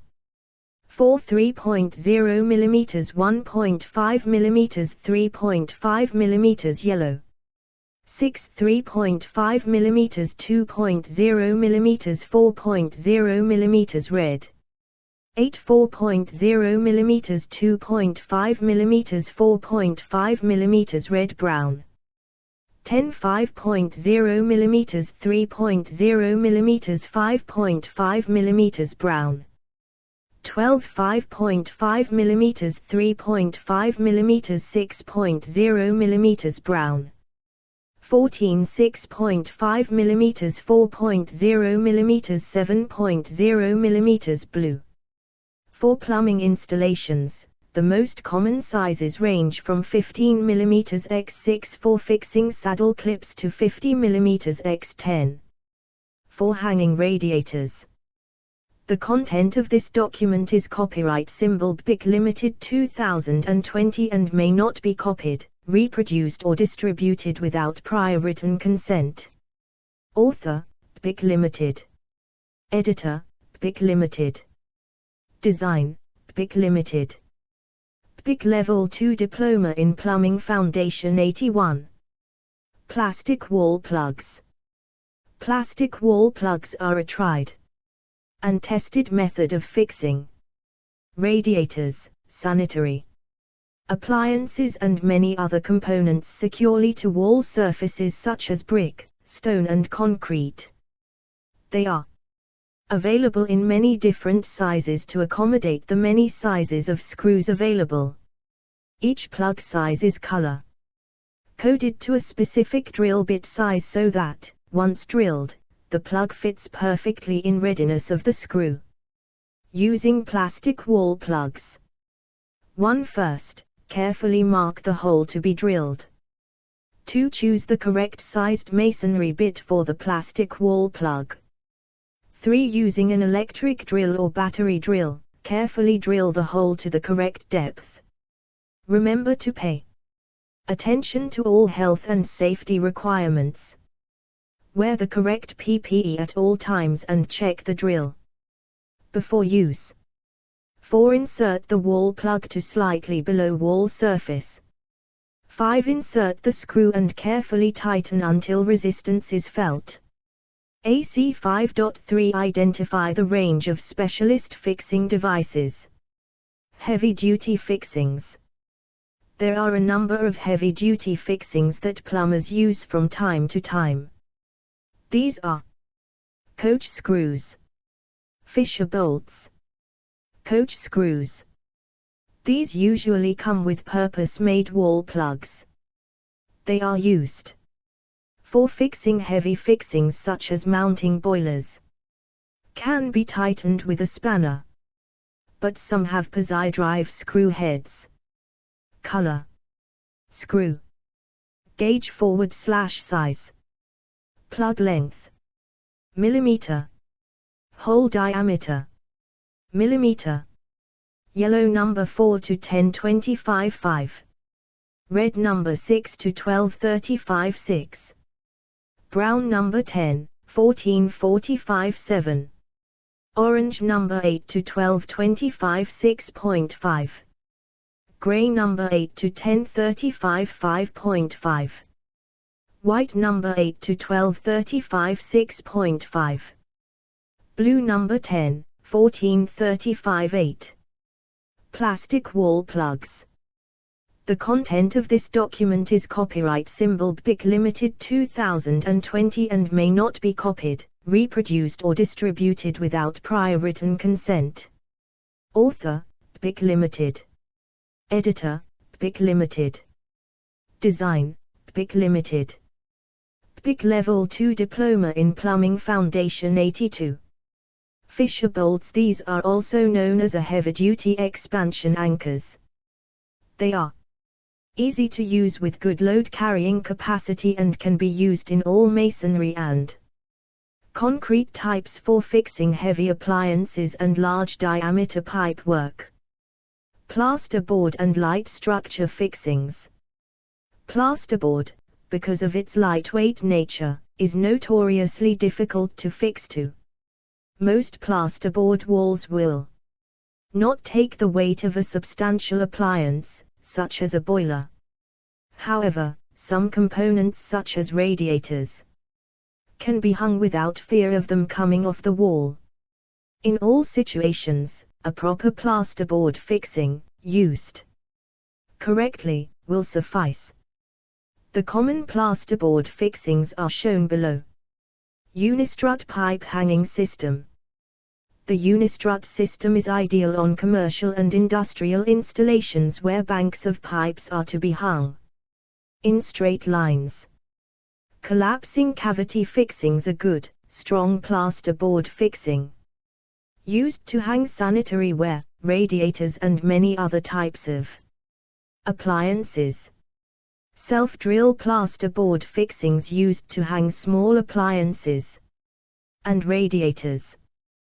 The body of the fixing is self-drilling and is screwed directly into the plasterboard, without the need to drill a hole. First, spring-loaded toggle bolts, also known as butterfly bolts, suitable for hanging radiators and other small appliances. Figure 7. Plasterboard fixings. The content of this document is copyright symbol BIC Limited 2020 and may not be copied, reproduced or distributed without prior written consent. Author, BIC Limited. Editor, BIC Limited. Design, BIC Limited. BIC Level 2 Diploma in Plumbing Foundation 83. Unistrut uses a galvanized steel channel that can be fixed to the ceiling with pipes hung from it or with pipework fixed directly to the unistrut. Unistrut can be used with all pipes and tubes across all pipe sizes. Chemical resin fixing methods. Chemical or resin anchors are used to bond steel studs, bolts and other anchorages directly into the substrate, usually brick or concrete. They are ideally suited to high loads and normally result in a bond far stronger than the substrate itself. They are ideal for use in substrates of low compressive strength such as thermalite blocks. Chemical fixings are a relatively new method of securely fixing pipes and appliances to walls, floors and ceilings. There are a number available. 1 Polyester resin used instead of roll pegs, roll bolts and anchors. Polyester resin is used to fill a pre-drilled hole. Once filled, the tapped rod is inserted into the hole and the resin allowed to cure. This provides a good bonding in stone, concrete, brick and blockwork. 2 Vinyl resin uses are similar to polyester resin. It is an injection resin for the bonding of studs, sockets and fixings into concrete and masonry substrates. AC 5.4 Identify clip and bracket types for domestic plumbing and heating work. There are many different types of clips, brackets and fixings for pipes and tubes. Some will be familiar to you. Others may be not so. In this section, we will look at the various pipework materials and the brackets and clips we can use to make them secure. Clips and brackets for copper tubes and plastic pressure pipe. Copper saddle clips generally used when fixing pipework to skirting boards. Not suitable for fixing pipework to plastered walls or masonry, stone or concrete. Nail-on clips useful for fixing pipework under floors, against wooden joists. Caution should be exercised as pipework expansion can loosen the clips, making the pipework susceptible to sagging. The content of this document is copyright symbol BIC Limited 2020 and may not be copied, reproduced or distributed without prior written consent. Author, BIC Limited. Editor, BIC Limited. Design, BIC Limited. BIC Level 2 Diploma in Plumbing Foundation 84. Interlocking clips ideal when banks of pipework are to be installed. The clips simply slide together, meaning runs of different sized pipework can be fixed easily and quickly. Single plastic clips, the standard clip for most pipework installations, can be used with copper or plastic pressure pipework. Double plastic clips excellent for use on heating installations or hot and cold pipework when more than one pipework run is required. Strip brass school board clips, usually used where the pipework fixing needs to be a little more robust, such as schools, commercial buildings and industrial installations. Cast brass school board clips. Munson rings and back plates provide a very robust fixing for copper pipework. Munson rings can be combined with 10 mm tapped rod and back plates for when pipework is to be hung from the ceiling or with unistrut channel type fixings. Back plate. Clips and brackets for low-carbon steel pipe. Low-carbon steel, by its nature, is very heavy. Because of this, any clips or brackets need to be very robust to be able to carry the weight of the pipework. There are 2 types of clip that are readily available for fixing low-carbon steel. Figure 8, clips and brackets for copper tubes. The content of this document is copyright symbol BIC Limited 2020 and may not be copied, reproduced or distributed without prior written consent. Author, BIC Limited. Editor, BIC Limited. Design, BIC Limited. BIC Level 2 Diploma in Plumbing Foundation 85. Malleable iron school board clips.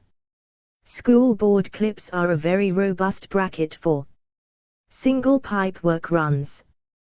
Care must be exercised when these are being installed, as they can bend if they are mistreated.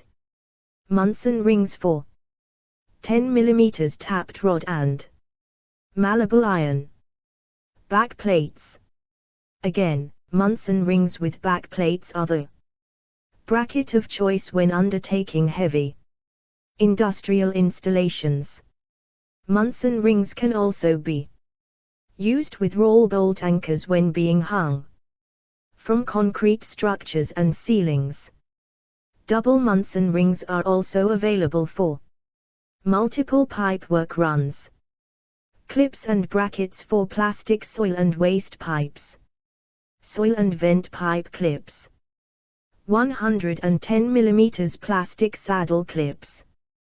Both of these pipe clips are suitable for fixing 110 mm soil and vent pipes. The top pipe clip is more suited to domestic installations. The bottom bracket is used where the installation needs to be tough enough to withstand knocks.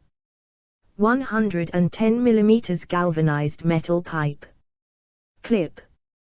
Waste pipe clips. 32 mm, 40 mm and 50 mm plastic. Saddle clips, a simple plastic band suitable for clipping 32 mm, 40 mm, 50 mm waste pipes in most installation situations. The content of this document is copyright symbol BIC Limited 2020 and may not be copied, reproduced or distributed without prior written consent. Author, BIC Limited. Editor, BIC Limited. Design, BIC Limited. BIC Level 2 Diploma in Plumbing Foundation 86. Learning Outcome 7. Know the installation requirements of domestic plumbing and heating pipework. The content of this document is copyright symbol BIC Limited 2020 and may not be copied, reproduced or distributed without prior written consent. Author, BIC Limited. Editor, BIC Limited. Design, BIC Limited. BIC Level 2 Diploma in Plumbing Foundation 87. There are two assessment criteria in Learning Outcome 7. AC 7.1. Identify the methods of installing domestic plumbing and heating pipework. AC 7.2. Identify how to select pipework materials and fittings from instructions including plans and drawings. AC 7.1. Identify the methods of installing domestic plumbing and heating pipework. The installation of pipework, whether it is for hot water, cold water, central heating or sanitation, needs careful thought. It is a fact that not all pipework we install can be hidden, and there will be occasions when surface-mounted pipework will need to be used because of the constraints of the building or the requirements of the regulations. This being the case, surface-mounted pipework will need to be as unobtrusive and as neat as possible. A pipe that is not level or plumb is an eyesore.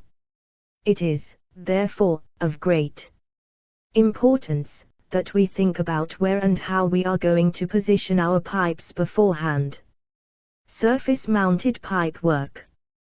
Planning is the key to good surface-mounted pipework. It should, if possible, take the shortest route. This is not only important from a visual point of view, but also in respect of the design. Flow rates and pressures can be adversely affected by large numbers of bends and elbows.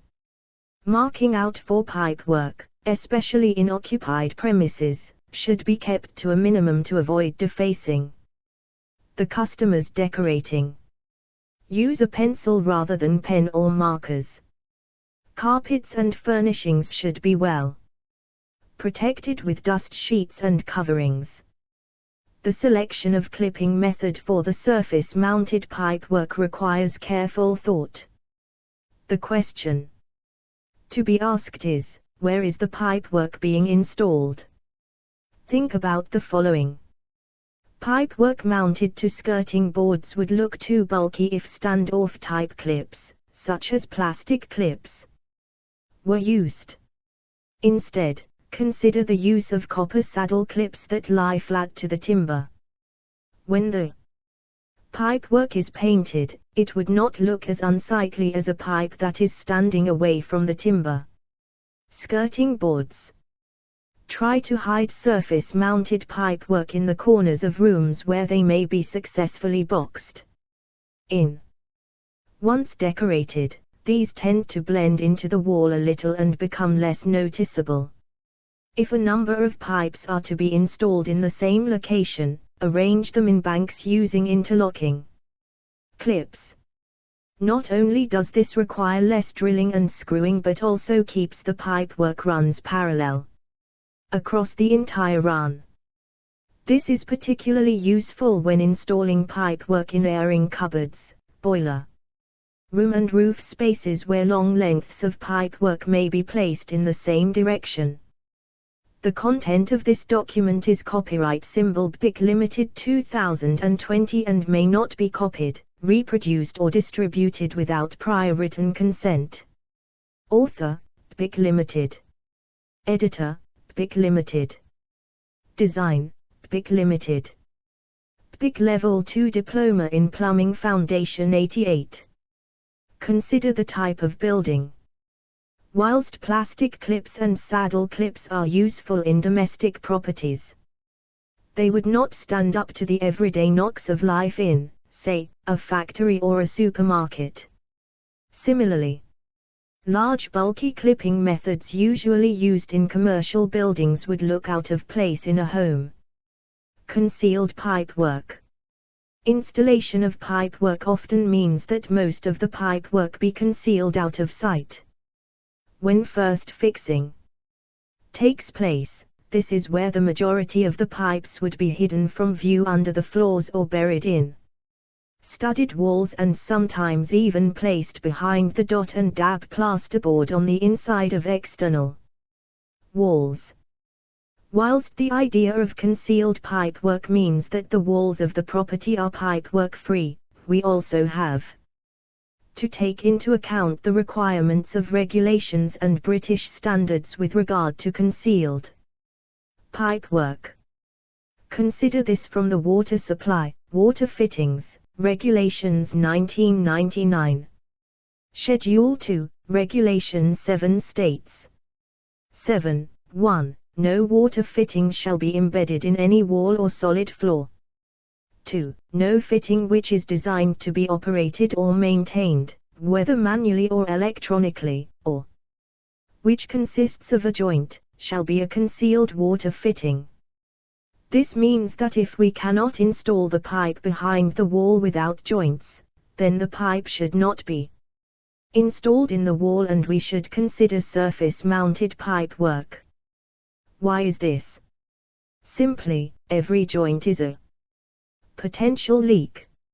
Even if no leaks are found during testing, that doesn't mean that the joint won't leak in the future. Leaks in walls are notoriously difficult to find because water can travel some distance before it emerges into view. These are points that should be considered at the planning stage. Sleeving pipework. Sleeving pipework through masonry and concrete walls is essential to prevent the masonry /concrete wall from having an adverse effect on the pipework.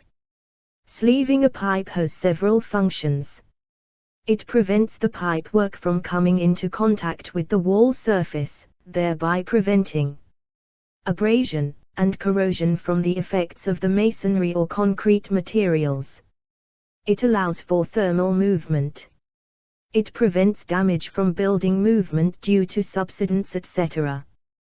The sleeve should be at least one pipe size larger than the pipe being passed through the wall and should be sealed on the inside and outside with an approved silicone sealant to prevent the ingress of rain /snow, etc. and insects /vermin. Where sleeves are carrying gas pipe work, the sleeve should only be sealed on the inside of the property. The external end of the sleeve should be left open. The content of this document is copyright symbol BIC Limited 2020 and may not be copied, reproduced or distributed without prior written consent. Author, BIC Limited. Editor, BIC Limited. Design, BIC Limited. BIC Level 2 Diploma in Plumbing Foundation 89. Fire stopping pipework installations. Pipework that passes between floors must be fire stopped to prevent the spread of fire. This can be done in 2 ways.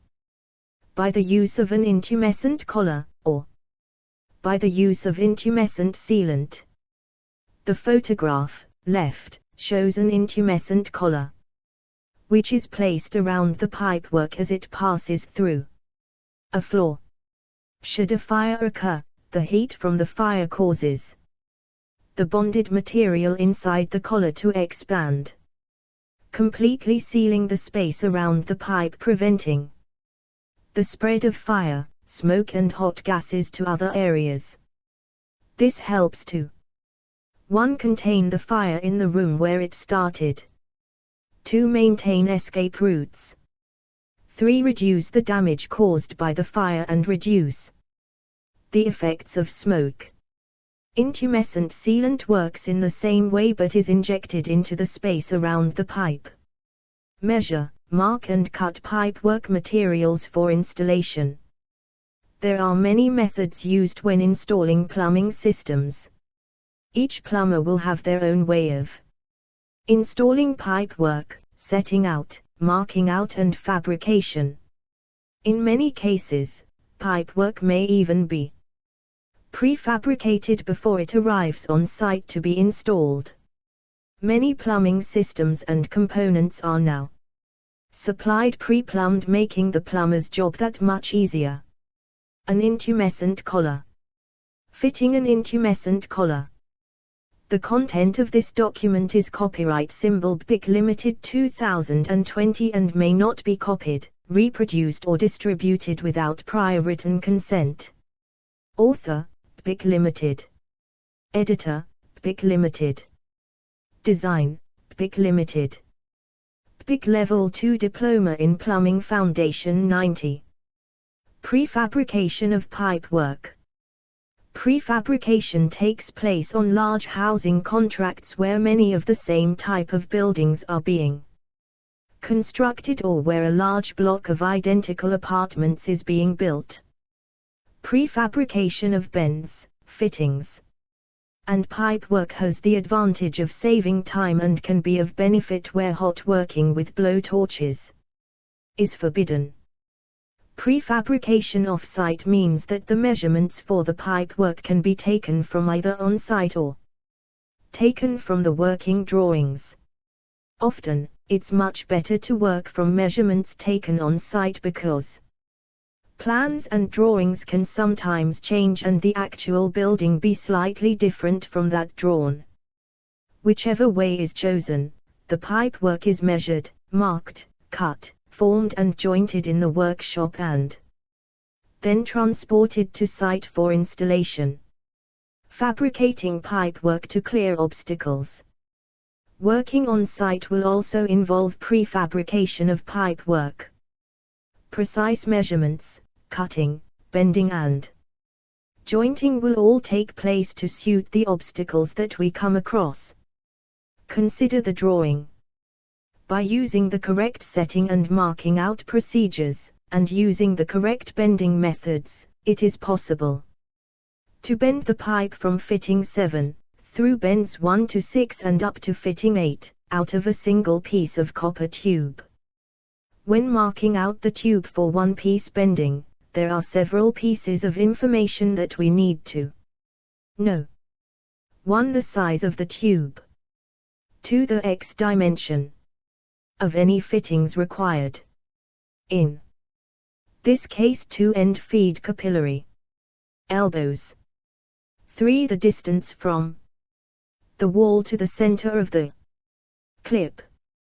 4. The dimensions of the space where the tube 5 will finally rest. 6. The pipe gain of the machine-made bends. Look at the drawing.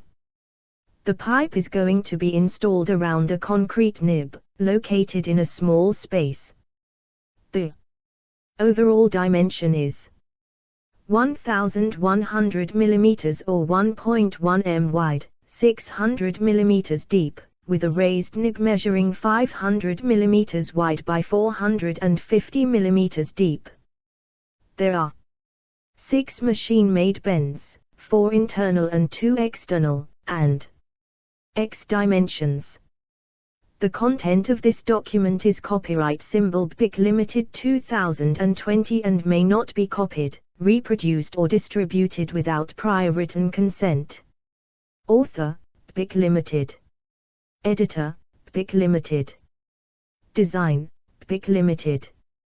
BIC Level 2 Diploma in Plumbing Foundation 91. 2 Enfid capillary elbows. We can assume that the tube size is 15 mm copper. The X dimension of a 15 mm Enfid elbow is 12 mm as shown by the drawing. The distance from the wall to the center of the clip is 15 mm. The pipe gain of a machine-made bend is 1.5 times the pipe diameter. Therefore, pipe gain is 22.5 mm. Rounded down to 22 mm. Method.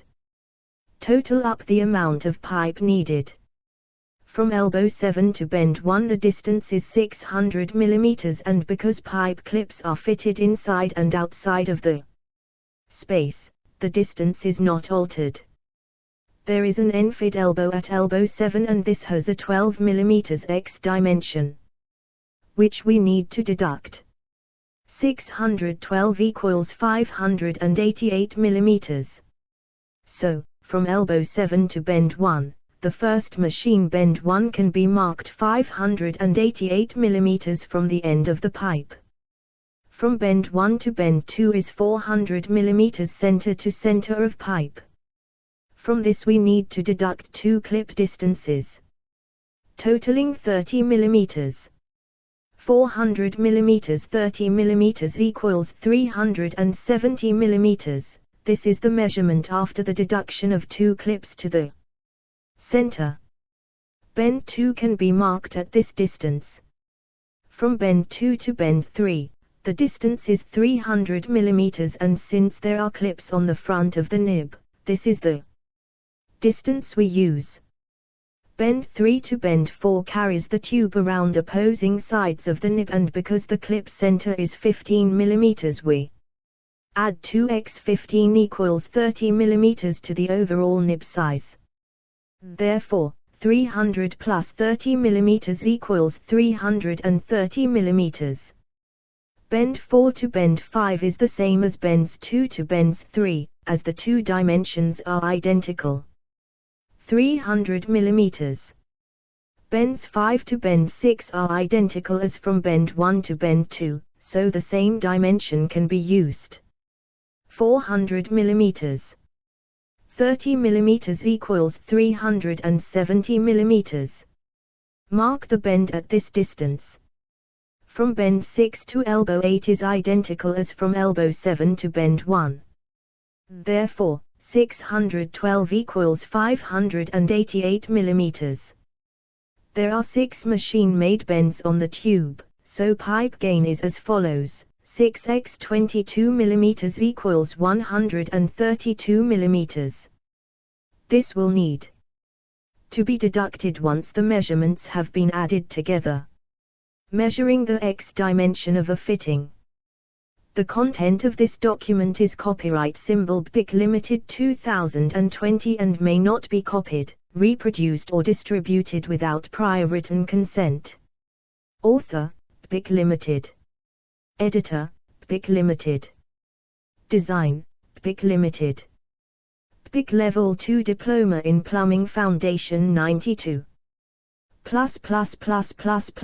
Equals. Now deduct the pipe gain. Equals. So, to complete the installation in a single piece, without joints, we would need 2.714 m of 15 mm tube.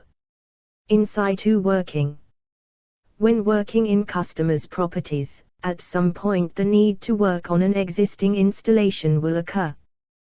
This can be challenging, especially in older properties where we might encounter pipework of a different size or material. Over the years, there have been many different materials used for plumbing, such as copper, lead, stainless steel and plastic, and many of these have sizes and jointing techniques that are uncommon to us. Problems occur when connections must be made to old pipework of imperial size that differ from the metric sizes now in use.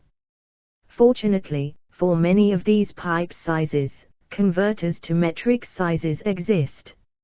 In situ work includes cutting in isolation valves, tees and branches to existing pipework, capping or plugging off existing pipework, removing and replacing old bath, WC pans, wash basin and sink taps, replacing cold water cisterns, work on existing central heating systems and pipework.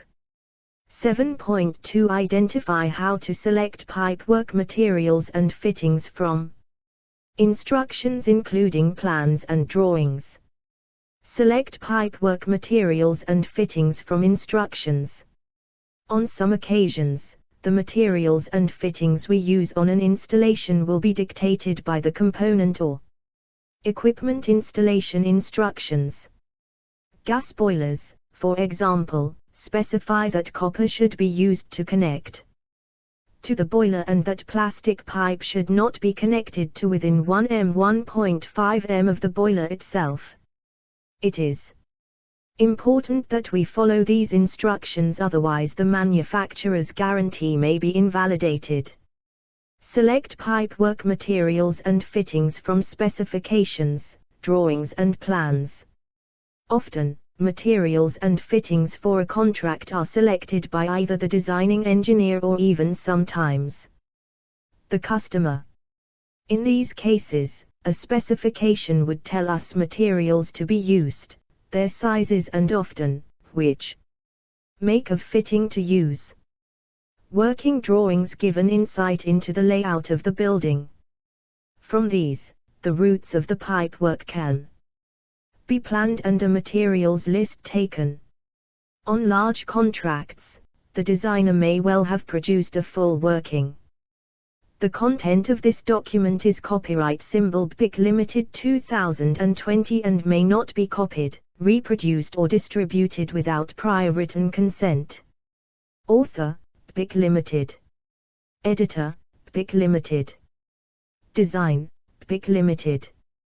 BPIC Level 2 Diploma in Plumbing Foundation 93. Drawing showing pipework routes and fitting types. Installing pipework. Installing pipework falls into two distinct categories. 1. First fix. This is when all of the main runs of pipework are installed, the hot and cold water, central heating, gas and main soil and vent stacks before any internal floors /ceilings are laid. At this stage, it's important to follow the rules regarding drilling and notching of joists mentioned earlier in the unit. Also at this stage, any pipework that is to be concealed behind plasterboard walls are fixed into place. Installed pipework should be capped to prevent debris from entering the fixed pipework. Pipes in walls should be clearly marked and plastic pipework covered with a metallic tape to ensure that it can be found by cable and pipe sensing equipment. A soundness test should be performed at first fix stage to ensure that there are no leaks prior to floor and ceilings being installed. 2. Second fix after the internal work, plastering, doors, skirting boards and architraves. Then the second fix can begin. Second fix is where all appliances, boilers, radiators, bathroom and kitchen equipment etc. are installed. Any exposed pipework must be clipped in line with the specifications mentioned earlier in the unit. Manufacturer's installation instructions regarding pipework, fittings, and materials must be followed. It should be remembered that a good second fix can only take place if the first fix was correct, since the second fix continues the pipework that has previously been installed at first fix stage. First/second fix in occupied properties. First fixing and second fixing in occupied properties takes on an even greater importance because of the customer's property and possessions. All exposed pipework should be agreed beforehand, and this should be neatly installed and clipped to specification. The position of the radiators and boiler should be discussed and agreed upon before installation takes place. Any floorboards removed should be replaced as soon as possible. Disruption to the customer should be kept to an absolute minimum at all times. Connections to existing pipework should be left until all other work has been completed to keep the disruption to water, gas and electrical services to a minimum. BS 8000-0:2014, Workmanship on Construction Sites. Introduction and general principles should be followed. Joint pipework to specifications. Using the jointing techniques that you will learn as you work through this unit takes time to perfect. Knowing which joint can be used and where often comes with experience of working within the plumbing industry. There are, however, certain points that you should be aware of if mistakes are to be prevented. These can be seen as a series of do's and don'ts. The content of this document is copyright symbol BPIC Limited 2020 and may not be copied, reproduced or distributed without prior written consent. Author, BPIC Limited. Editor, BPIC Limited. Design, BPIC Limited. BPIC Level 2 Diploma in Plumbing Foundation 94. Do's Don'ts. When soldering capillary fittings in properties, ensure that the risk of fire is kept to a minimum. Always carry a powder fire extinguisher when soldering takes place. Don't take risks when soldering fittings.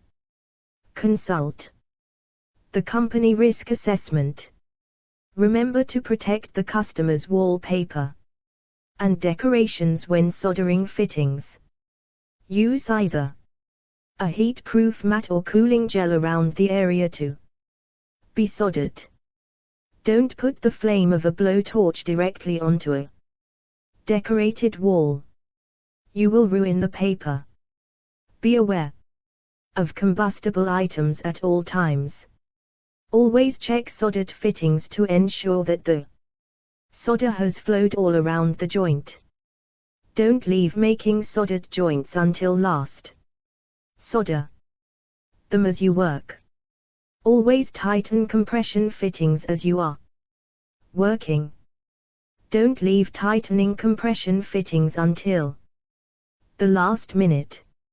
Ensure that the correct type of compression fitting is being used. Don't use type A compression fittings below ground. They are likely to fail on soft copper installations. Ensure that all push-fit joints are correctly made on both copper and plastic pressure pipe. Don't forget to use pipe inserts when making plastic push-fit pressure pipe joints. When installing soil and waste pipes, ensure you follow the manufacturer's instructions with regard to expansion gaps. Don't make solvent weld joints in confined spaces. Make sure the area is well ventilated at all times. Ensure that correct clipping distances is taking place across all pipe work types and sizes. Don't leave pipes unclipped. They will sag and eventually fail. Ensure that you follow good health and safety practices at all times. If you are in doubt, ask your supervisor. Don't put yourself at risk with regard to health and safety. If you are in doubt, ask your supervisor. The content of this document is copyright symbol BIC Limited 2020 and may not be copied, reproduced or distributed without prior written consent. Author, BIC Limited. Editor, BIC Limited. Design, BIC Limited. BIC Level 2 Diploma in Plumbing Foundation 95. Advert. The content of this document is copyright symbol BIC Limited 2020 and may not be copied, reproduced or distributed without prior written consent. Author, BIC Limited. Editor, BIC Limited. Design, BIC Limited. BIC Level 2 Diploma in Plumbing Foundation 96. Learning Outcome 9. Know the inspection and soundness testing requirements of domestic plumbing and heating pipe work. The content of this document is copyright symbol BIC Limited 2020 and may not be copied, reproduced or distributed without prior written consent. Author, BIC Limited. Editor, BIC Limited. Design, BIC Limited. BIC Level 2 Diploma in Plumbing Foundation 97. There are two assessment criteria in Learning Outcome 9. AC 9.1. Identify the requirements of, and carry out a visual inspection of pipe work to confirm that it is ready to be filled with water. AC 9.2. State how to carry out a soundness test on domestic plumbing and heating pipe work. AC 9.1 Identify the requirements of, and carry out a visual inspection of pipe work to confirm that it is ready to be filled with water. Filling any system with water is the time when we see if the system is watertight. Pressure testing confirms the water tightness ready for the next stage of bringing the system into operation. Before these operations can take place, a visual inspection of the system should be made to confirm that the installation is correct and meets the required standards. Check that all open ends have been capped and / or all valves have been isolated. Check all visible joints to ensure that they have been properly made. Check that capillary joints have been wiped clean of any excess flux, as this can cause corrosion in later life. Check that enough pipe clips have been installed and that the pipe work is secure. Check that tap connectors and radiator valves are tight and that any radiator air release valves are turned off. Ensure that any automatic air valves are open. AC 9.2 State how to carry out a soundness test on domestic plumbing and heating pipe work. The type of testing procedure will depend on the pipe work material used.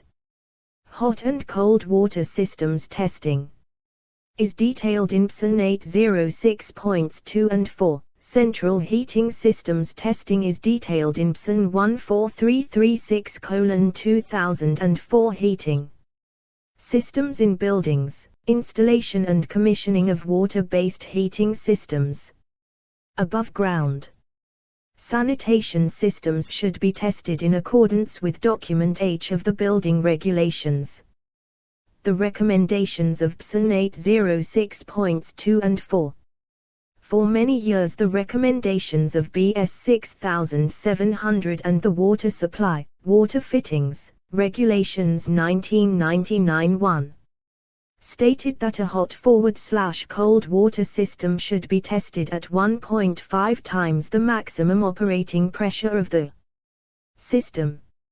However, since the introduction of PSN 806, the test pressures for hot and cold water systems has been updated and is no longer as straightforward as it once was. 1 Schedule 2 of the Water Supply, Water Fittings, Regulations 1999 currently recommends 1.5 times normal operating pressure. It has not been updated to reflect the recommendations in PSN 806 PT4. The content of this document is copyright symbol BIC Limited 2020 and may not be copied, reproduced or distributed without prior written consent. Author, BIC Limited. Editor, BIC Limited. Design, BIC Limited. BIC Level 2 Diploma in Plumbing Foundation 98. Calculating the test pressure. PSN 806 PT1 gives a definition of the maximum design pressure or MDP of a system. It states that the MDP is the maximum hydrostatic pressure at which the potable water installation is designed to work. PSN 806 PT2, Clause 3.4.2 states that to ensure adequate strength, all components of the system shall be designed to meet the test pressure requirements of the local and national laws and regulations. The test pressure shall be at least 1.5 times the allowable maximum operating pressure. So, the maximum design pressure as stated in PSN 806 PT1 is 1.5 equals PSN 806 PT4, which covers the installation and commissioning of hot and cold water systems, identifies in clauses 6.1.2 and 6.1.3 that the test pressure shall be 1.1 or 1.65. How does this work in practice? If a system is designed to operate at a maximum operating pressure of 2 bar pressure, then 1.5 equals 3. 1.1 equals 3.3. Or 1.65 equals 3.3. This results in a test pressure that is slightly higher than that required by the water supply, water fittings. Regulations 1999 in Schedule 2, Paragraph 5, 1.5x MOP. The testing procedures. PSN 806 Part 4 states that there are 3 systems for testing pipework and these testing procedures are determined by the material from which the pipework is made. The testing procedures are classed as A. Test A, B. Test B, C. Test C. The table below illustrates which pipe material is associated with each of the tests. The content of this document is copyright symbol BIC Limited 2020 and may not be copied, reproduced or distributed without prior written consent. Author, BIC Limited. Editor, BIC Limited. Design, BIC Limited. BIC Level 2 Diploma in Plumbing Foundation 99. Table taken from PSN 806 Part 4 page 20. Type of material hydrostatic test procedure. Linear elastic materials, i.e. metals. Test procedure. Elastic materials, PVCU, PVCC, etc., and multilayer materials. Viscoelastic materials, i.e. PP, PE, PEX, PA, PB, etc., with DN/OD. 63 mm. Viscoelastic materials with DN/OD, 63 mm, i.e. PP, PE, PEX, PA, PB, etc. Test procedure B or C. Combined system with DN/OD 63 mm, metals and plastics, test procedure A. Combined systems with DN/OD 63 mm, metals and plastics, test procedure B or C. Tester requirements. Page 21, PSN 806 PT4. The system should be filled with water and all air vented to atmosphere. All outlet valves and vents should be Sealed once the air is removed. Apply the test pressure. Calculated, equal to 1.1 times MDP, for a period of 10 minutes. The test pressure must stay constant for 10 minutes. If there is any pressure loss, the system must be maintained at the test pressure until all leaks have been found. The test is shown in graph form right. Test B requirements. Page 21, PSN 806 PT4. The system should be filled with water and all air vented to atmosphere. All outlet valves and vents should be sealed once the air is removed. Apply the test pressure. Calculated, equal to 1.1 times MDP, for a period of 30 minutes. Inspect the system to identify any leaks. Reduce the pressure by bleeding water from the system until the pressure reads 0.5 times the test pressure. The pressure must remain constant for a period of 30 minutes after pressure reduction. Check the system visually for leaks. If, after the pressure has been reduced, there is a further pressure drop, there is a leak on the system. The test pressure must be maintained while the leak is identified. Again, the test is shown in graph form. The content of this document is copyright symbol BIC Limited 2020 and may not be copied, reproduced or distributed without prior written consent. Author, BIC Limited. Editor, BIC Limited. Design, BIC Limited. BIC Level 2 Diploma in Plumbing Foundation 100. Test C requirements. Page 22. PSN 806 PT4. The system should be filled with water and all air vented to atmosphere. All outlet valves and vents should be sealed once the air is removed. Apply the test pressure calculated, equal to 1.1 times MDP, for a period of 30 minutes. Inspect the system to identify any leaks. Note the pressure after a period of 30 minutes and recheck for leaks. Note the pressure after a further 30 minutes.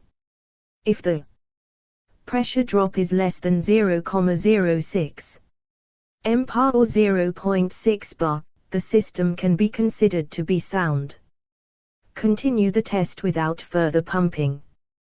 Continue the test for a further 120 minutes, 2 hours. If the pressure drops more than 0.02 MPa or 0.2 bar in this time, then this would indicate that the system has a leak. Maintain the pressure and identify the leak. The content of this document is copyright symbol BIC Limited 2020 and may not be copied, reproduced or distributed without prior written consent. Author, BIC Limited. Editor, BIC Limited. Design, BIC Limited.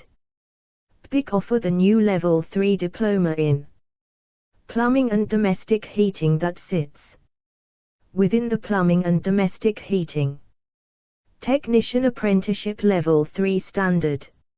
Level 3 Diploma in Plumbing and Domestic Heating. C. M. Y. Centimeter. My. CY. CMY. K. BIC 2.pdf to the 29th of April 2019 10:58. BIC have developed a range of free resources to assist in the delivery of this qualification. Knowledge workbooks, practical workbooks and guides, end-of-phase practical and knowledge assessments, on-site performance assessment portfolios, PowerPoint presentations and schemes of work. The BPIC Phase 1 textbook was developed alongside the qualification, and offers specific guidance and tutor support throughout the program, with content aligned to our free resources. The book was written exclusively for BPIC by renowned plumbing author Mike Mascray. Textbooks for Phase 2 and Phase 3 are currently in development. The textbook is available at www.bpic.org.uk/shop. Level 3 Diploma in Plumbing and Domestic Heating. What next? Contact us on 01332 376000. Email us at aodman@bpic.org.uk. www.bpic.org.uk. Why BPIC? We are specialists in plumbing, heating and gas qualifications.